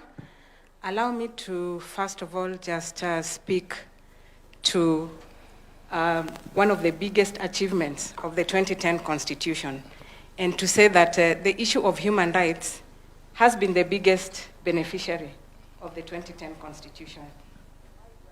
Why do I say that? I say that because the language, you'll find that the language that has now been adopted, if you look at issues governance, issues development, human rights has become part and parcel of the language that we are using in Kenya. You'll also find that issues human rights are no longer, just an issue for human rights lawyers and for human rights activists. It's an issue that cuts across. And I'll just take you as an example. If you listened carefully to the speech by His Excellency, I think 90% of it spoke to issues human rights. And that has been the transformation of the new constitution. If there's any language that Kenyans now understand fully, is the issue of human rights. Everything is viewed from the lens of human rights. So we must give it to the 2010 Constitution that it has transformed even the relationship between citizens and the state, where now the state is required to look at everything that they do from a human rights perspective. Now, on to your question about the issues around right to life. You'll find that that's one of the rights that has been protected by the 2010 Constitution and provides that everyone has the right to life. And the right to life is not just about health issues, but it's also about who has the right to take away a life. And that's one of the issues that I think we've been grappling with here in Kenya. And I think it was acknowledged in the previous speeches that has been given, that sometimes life has been taken extrajudicially when it was not, it was not legally taken away. So it's one of the biggest challenges that the Kenya National Commission continues to record. And unfortunately, the complaints that the Commission receives on this particular right has to do with complaints against the government, taking away life, illegally. And that's one of the rights that is really protected by the Constitution, and that as a country, we must ensure that we deal with that particular right, because the right to life is really fundamental. That once a life, as was stated by the President, once it's taken away, it's taken. You cannot bring it back. And yet, as a country, as a government, we are working towards improving the lives of citizens. It is true that the right to life is the most important, I must say. However, the question, and you have pointed out, that most of the times when KNCHR receives complaints about violation of this particular right, the blame falls squarely on the government. And we have seen actions by the government, for instance, on those people who were injured and those who died from previous protests. Compensation is currently ongoing. However, there is a question about not just compensation, but justice. If it touches on police officers, there is an officer who pulled the trigger. When families, when civil societies are following up on these issues, the investigative agencies, such as IPOA, would say, there are no people here who have recorded statements and such responses as you've had. Then the question by many Kenyans becomes, beyond compensation, what is the KNCHR doing to ensure that we walk towards justice? Because the many killings that we've seen, a very negligible number is currently being prosecuted in court. Very many people are free out there. So what is the KNCHR doing? Thank you very much. I think back to your question about accountability and issues around redress for human rights violations. It's important to note that compensation and reparations is just one facet of accountability and redress. And mainly, if you look at issues around reparations and compensation, they look at cases where the threshold for prosecution is quite low, and hence that direction of compensation and reparations. If you look at the cases that go to court, our courts require a very high threshold to prove a case. And you'll find that sometimes that's where our cases fail. You can only take a case to court that has evidence, that has witnesses, that meets a certain threshold. And that's where many of the cases fail. And that calls for reflection. Let me take this conversation to the Salaries and Remuneration Commission. Today, I'll give you very live examples that many Kenyans perhaps expected during the promulgation of the Constitution are issues we would not be dealing with 16 years later. Some counties are having healthcare workers on strike. Why? Because of remuneration and because of related issues. These are issues that many Kenyans thought, with the establishment of the Salaries and Remuneration Commission, which advises on remuneration for public officers and actually sets remuneration for state officers, you would see this happening. Where is the gap between the governments, be it the national government or the 47 county governments, in terms of implementing what you as SRC is recommending in terms of salaries, so that we do not see the very many industrial actions that we are seeing in the country? Thank you for that question. First of all, I think I want to clarify that all levels and arms of government have been very, very cooperative with the SRC, at least during my time, in implementing the policy advisories that SRC have issued, both at national, county levels, judiciary, parliament, and the executive. So they have been compliant. The small gap you see that is still causing a bit of industrial issues is there are some policy and legislative gaps around remuneration, especially around collective bargaining. And we think, arising from the resolutions of the productivity conference that was concluded in June, we are accelerating those policy and legislative issues so that we close that gap. For example, let me give you an example. The way we negotiate CBS right now does not take into account the element of productivity. It assumes that the government always has all this money to pay people. But sometimes the fiscal space is tight. But we have already promised people that we are going to pay you like this, and like the industrial action that you are seeing now in the nurses, dates way back to 2017. You see? Once we tighten the policy and legislative framework around collective bargaining and generally how we compensate public officers and state officers, I think that will be a thing of the past, I assure you. All right, let me take this to the Attorney General, Dorcas Oduor, before I do another round of questions. Then I'll come to you for very few questions, perhaps 4 of them maximum, from any of you, touching on constitutional commissions and independent offices. But, AG, let me talk to you about encroachment. Last year at a forum like this, when the then chairperson of the caucus of chairpersons of constitutional commissions and holders of independent offices spoke here, he mentioned of the various challenges they were undergoing. One was funding, which we've already addressed, and the second one was encroachment. This encroachment, most of the times, comes from the other arms of government, and particularly the executive. I will invite you to respectfully look at claims made in public just a couple of days ago about employment of teachers and it being done by political players, members of parliament. And these are allegations that came from a very high office, the office of the Speaker of the National Assembly. As Attorney General, where does this place constitutionalism in a government you advise?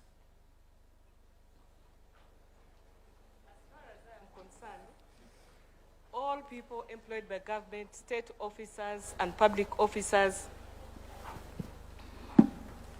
are bound by law. And when we talk about the rule of law, it means that when you are exercising your power, you must identify the source of that power. Have we ever asked ourselves that how come sometimes there is no problem at all, but when there is change of leadership of an institution or an agency, all of a sudden there is a problem? Is it the problem of the people who are leading those institutions?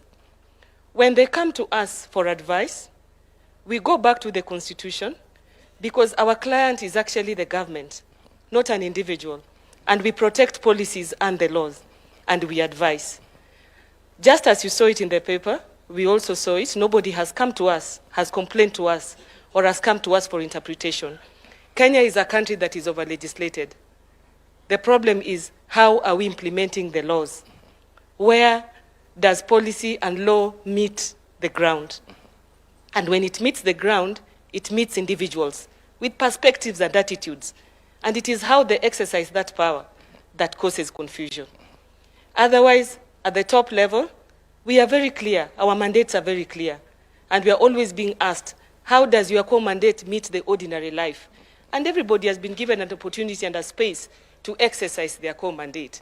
So when individuals have their perspective and they want to be a bottleneck, that is a different story. So we wait for them when they come officially, and then we advise. All right, Nancy, as chair of this... And let me tell you, you will wonder that at the Office of the Attorney General, we are registering almost 60 churches a month. 60. Tell us about it. You will also wonder that out of those churches, every time they have elections, they disagree. And elections in churches are more brutal, sometimes fatal. They are very violent, and they still come to us to advise. And these are the same people you meet in offices. Until now, we were asking ourselves if the Office of the Attorney General is now litigating between churches when it comes to elections. What about civic election where all these churches come together? Even among the Muslims now, they are fighting about offices and money. Some churches, not all of them. So this is to show the character of the people that we are leading. It is not only in civic elections. Thanks. All right, Nancy, how bad is this issue of encroachment by whatever power to the roles that are under your caucus? Thank you. I think we are all aware that there is encroachment and there is a bit of discomfort in people letting go of functions and authorities they had previously under old constitutions that have now been put in the under the responsibility of different entities. When we are talking about the institutions, we have the three arms of government. We have the constitution commissions and independent offices, very critical for checks and balances. Now, the constitution commissions and independent offices have been given some critical roles and responsibilities and mandates by the Constitution. However, because there is almost a similar or parallel structure within either the executive or the state, there is a bit of disagreements in who is responsible. And sometimes we have to end up in court under the judiciary to interpret, which should not be the case, because at the end of the day, we are serving the same citizens. But if the Constitution clearly indicates that the role and responsibility is for National Land Commission, is the control of budget, is ethics and anti-corruption, is the Human Rights Commission, then that should be respected. And then we can have under the coordination of His Excellency, the Deputy President, on how do we resolve this with mutual respect and with mutual understanding of what the Constitution set up. So that has been one of the issues that have been affecting delivery of services, delivery of development to the citizens. Again, there's a competition on who is accountable or who takes the credit.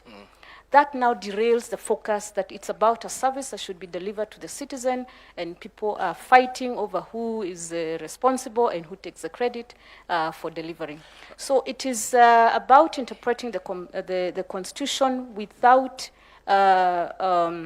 personal initiatives or responsibilities, or trying to, we call it one-man upship. Yes. It's about us working together. And where there has been that mediation or meetings between constitution commissions and maybe State Department's leadership, under, if not the Deputy President, sometimes under His Excellency the President, then we have seen some change and some breakthrough in delivering to the citizens. Tell us how glaring this, I'll list for you what I think are forms of encroachment, and tell me how glaring they are for the constitutional commissions and independent offices.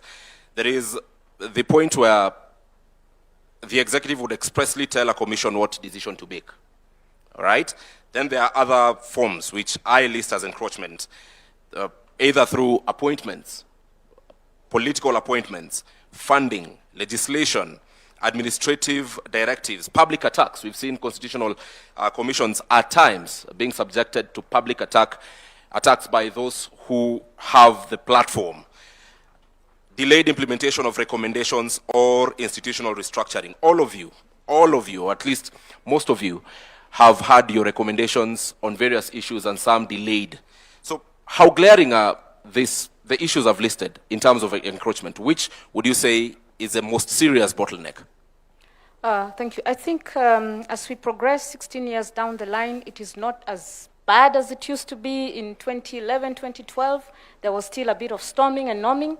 Again, we also have to understand that there's an electoral cycle. So when there's new leadership, they have to take stock of what are they responsible for, what can they do within the Constitution, and what are the Constitution commissions and independent offices responsible for. All right. Legislation, you did give me a list. And I think for this would depend on Constitution Commission and independent offices, lived experiences and interactions with the state in terms of the arms of government. Whether you are engaging with the executive, because of course, and the president didn't say that he has a mandate that he was given by the people to deliver on the visions of and the aspirations that gave him the leadership role. However, within that mandate, there's a constitution that guides and the laws of Kenya that guides on how that mandate should be delivered. And then you have the constitution commissions that are oversighting to ensure there are no excesses by the state in the delivery of that mandate. There is equality in delivery of that mandate. There is equity, and there is inclusiveness, so to speak. So this depends on Constitution Commission by Constitution Commission, and the relationship building, which now having a place where we can send our issues and hope, of course, they're escalated and solved, has sort of brought down this kind of disagreements. But they're still there. And sometimes we choose to handle them diplomatically. All right. Thank you. All right, Bishop Oginde, when we speak about EACC and its mandate, we seem to be having an over-focus on corruption. There is the software of the country which His Excellency, the Deputy President, invited us to speak to. Integrity, ethics, which is a very fast E in EACC. We do not see you doing much about this. We've seen people act in conduct that brings disrepute to offices they hold, be it members of parliament, be it governors, be it public principal secretaries, various people. Yet the EACC is increasingly silent about such. Is this no longer your mandate? Thank you very much. Ethics is one of our mandates, and we have a whole department, directorate that is dealing with matters of ethics. Under that mandate, we ensure the adherence to Chapter 6 of the Constitution. So there are several activities, programs that we undertake in that. One of them is education, to ensure that members of the public and various individuals are aware of what these concerns and our mandate concerns. So we are quite active in this, but the reason that the enforcement seems to get more publicity because many Kenyans view EACC's mandate primarily as enforcement. So they want to see arrests and so on. But we do issue advisories, we do issue cautions to various government entities or individuals who are acting outside of their of what is expected of them. And many times this sometimes does not get into the news. And so it may appear like this is an area that we are not quite engaged in. The other thing that we do in that particular area, we help various institutions in terms of helping them to adhere to the ethical practices within the institution themselves. We carry out systems reviews of different entities to find out if there are areas that are potentially liable to breaches of ethics or even corruption. This again would come out in our reports, but as you know, the media picks more on the other side of enforcement. So if you look at the work that we do, especially in the area of prevention, in the area of ethics. We are acting in helping particularly the younger people. We are focused now in helping the younger people in schools, in colleges, in various institutions to instill this issue of ethical conduct and behavior. Now, when it comes to leaders, there's, you talked about, I wouldn't call it encroachment, but sometimes there are overlapping mandates.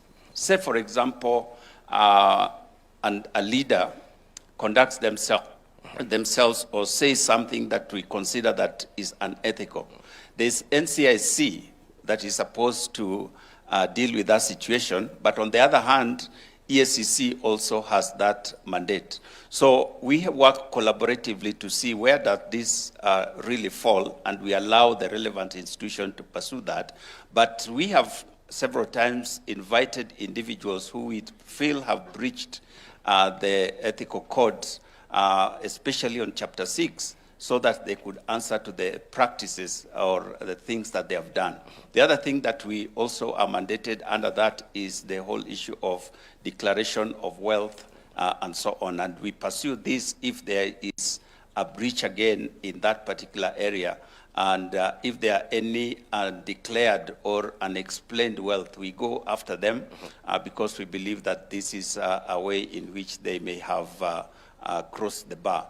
And so these are things that do happen, but many times they don't come to the front, as I said, because of the people expecting us more to arrest people than to enforce ethical conduct. But it surely must go beyond what media picks. It must be what really happens. Forget about what media picks. Yes. Because your mandate is not for the media, it is for the Republic of Kenya. But let me move to the SRC. And when I come back to all of you, because for closing comments, in the interest of time, you'll tell me about when your recommendations are not implemented. The EACC has previously written to the IEBC and given a list of shame of some sorts, but of people who the EACC thought ought not to be on the ballot. Yes. That was never followed.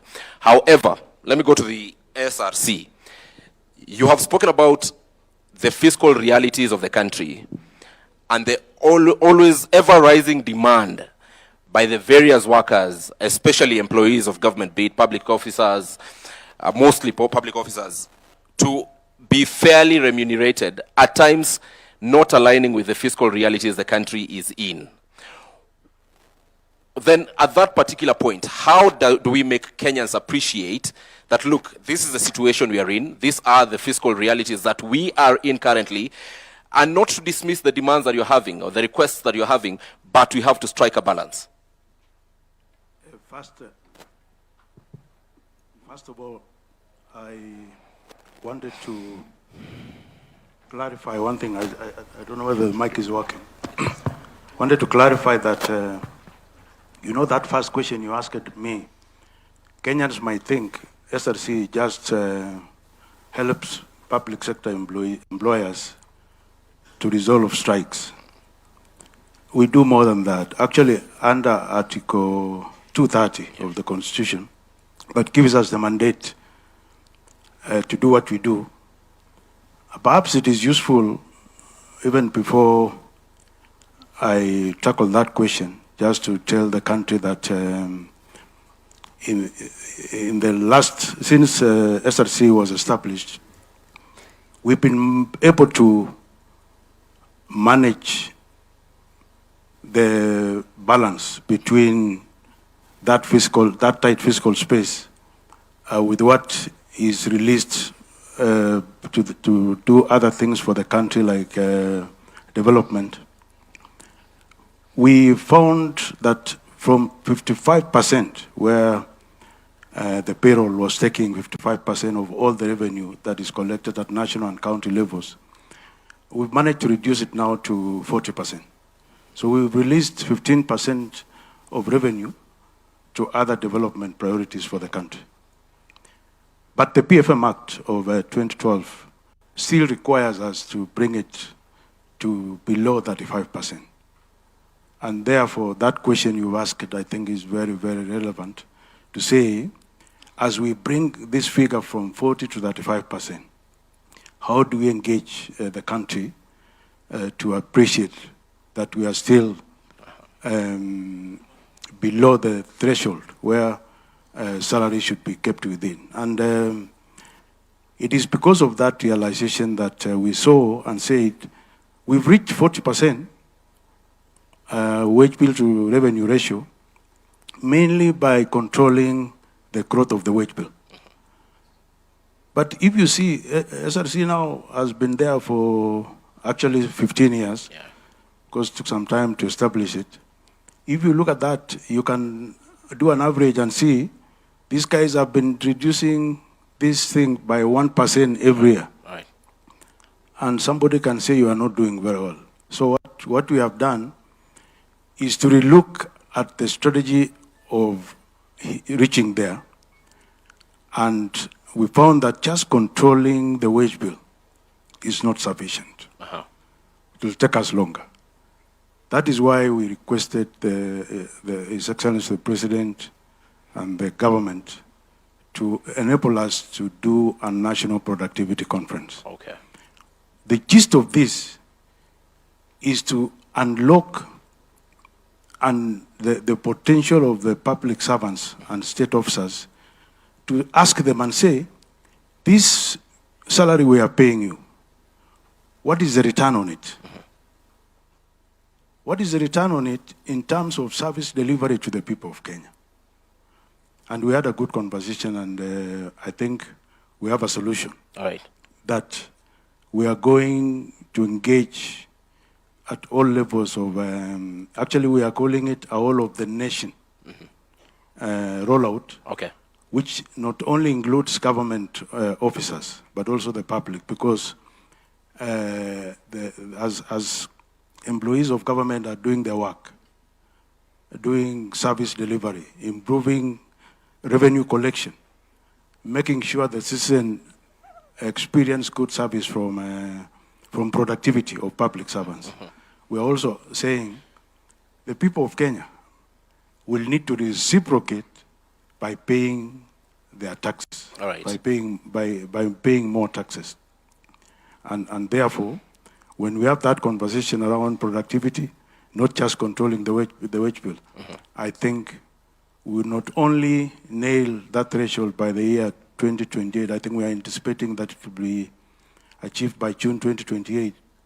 But the spin-off will be improved service delivery to the people of Kenya that might lead to more citizen satisfaction and trust of the people of Kenya and their government. Thank you. Thank you. We really need to wind up and keep our thoughts short. I'll come to you, Clarice. And one thing that His Excellency the President has mentioned here, and has been mentioned by you and other officials previously, is the issue to do with the right to picket, assemble, demonstrate. Let me use one word, protests. However, we have seen in this country, whereas this particular provision has been put to use by Kenyans, there is also that gray area of criminality happening. And there is a conversation about regulating this particular right. When many Kenyans hear regulating, Your Excellency, they would say perhaps the state wants to curtail this particular right. We need a better understanding of what do you mean, so that we are sure we are simply separating criminals from Kenyans exercising their right. Speak of June. Genuine Kenyans were in the streets. We saw Parliament being torched. That was not genuine Kenyans. Anyone who touched Parliament, as anyone would say, was a criminal. So how do you separate this?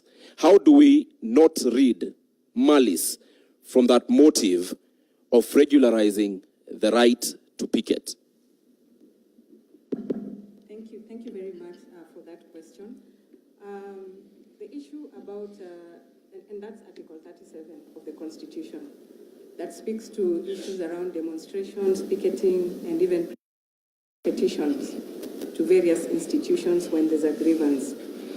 Historically, if you look at the issue of demonstrations, Kenyans have used demonstrations to achieve results, especially in terms of realization of human rights. However, it's important to note that a lot of these protests have been infiltrated by criminals. How do we cure this? Regulations. Article 37 provides a very broad, definition and the rights espoused under that particular article. But having seen how demonstrations are done in Kenya, it's very important that we go ahead and regulate and provide, legislation to provide the parameters within which people can demonstrate. And Kenya will not be the first country to do this. It's done globally, where if you look at other jurisdictions, they provide parameters of where you can demonstrate, which buildings you can never, approach if you have demonstrations, the timings in terms of demonstrations, the period within which you can demonstrate. So it's very important, especially now that we know that many times our demonstrations turn violent. It's important to regulate so that on the side of the citizens, they understand that these are my responsibilities as far as my right to demonstrate is. When you say that there are places you shouldn't not approach, examples? I think if you look at it globally, a place like Parliament, a place like the judiciary, a place like State House, if you look at international best practices, those are buildings that are considered of national security, and citizens are not allowed to protest around those areas. But this is a conversation that we can have as Kenya, because we are developing legislation that is context specific to Kenya, and we can agree on where should people demonstrate and which buildings are so important that we cannot allow demonstrators, especially where we are not very clear that a demonstration may turn violent. We need to define the parameters of where demonstrators need to be and where they should not be allowed to go to. But ideally, this is a right that should not be curtailed. So the whole essence of providing parameters is never to curtail this particular right, but to provide clear parameters of where citizens, but also the state organs need to, converge in terms of implementation of this particular right. I want to invite us to give closing thoughts, and I want us to reflect in these closing thoughts. Tell us, 16 years down the line, there must be a gap that still needs to be met from constitutional commissions and independent officers. What must be done to meet this gap? I look at the glass 3/4 full, 75%. However, 25% must be met. What is it that must be done? And if it's someone who's here who needs to be told you need to stop this for us to meet the 25%, let us do so openly, respectfully, and honestly. Let me start with the Commission on Administrative Justice. Thank you very much. First of all, in terms of clawing back, I think we need to understand that nature hates a vacuum. So as a constitutional commissioner, you must occupy that space so that you don't allow anybody to come and take that space. That's the first starting point. The gap we are talking about here is in terms of funding. There can never be independence if we don't have enough money to do this. And if we are able to give a certain percentage of the revenue to the counties, I think it is important that we also give a certain percentage of that revenue to constitutional commissions. And we have CRA here who will now distribute that percentage to various constitutional commissions based on their mandate. As I wind up, and this is what I undertake to the public, CAJ under our watch is simple. We say what we mean, and we mean what we say. Okay. And that is what we will give to the people of Kenya. Right. If there's anything that we need to investigate, we will investigate it. If there's something that we need to do to improve the lived experience for the people of Kenya, we will be able to do it firmly, fairly, and without fear. Again, we will also give you your right of Article 47, which means we will hear you before we take any action. We will make sure that we use the diplomatic means that are provided for in our Act, like mediation, arbitration, but where you are obstinate and you're not doing what you need to do, then if it calls for summoning and fining, we will not be afraid to do so. Thank you. All right, let's go to the SRC. Any gap that needs to be filled, what needs to be done for that gap to be filled, and if there is any party, be it here or watching us from home, that needs to act on something for these gaps to be filled, please name them, respectfully so. I think we are all agreed, I think in my view, that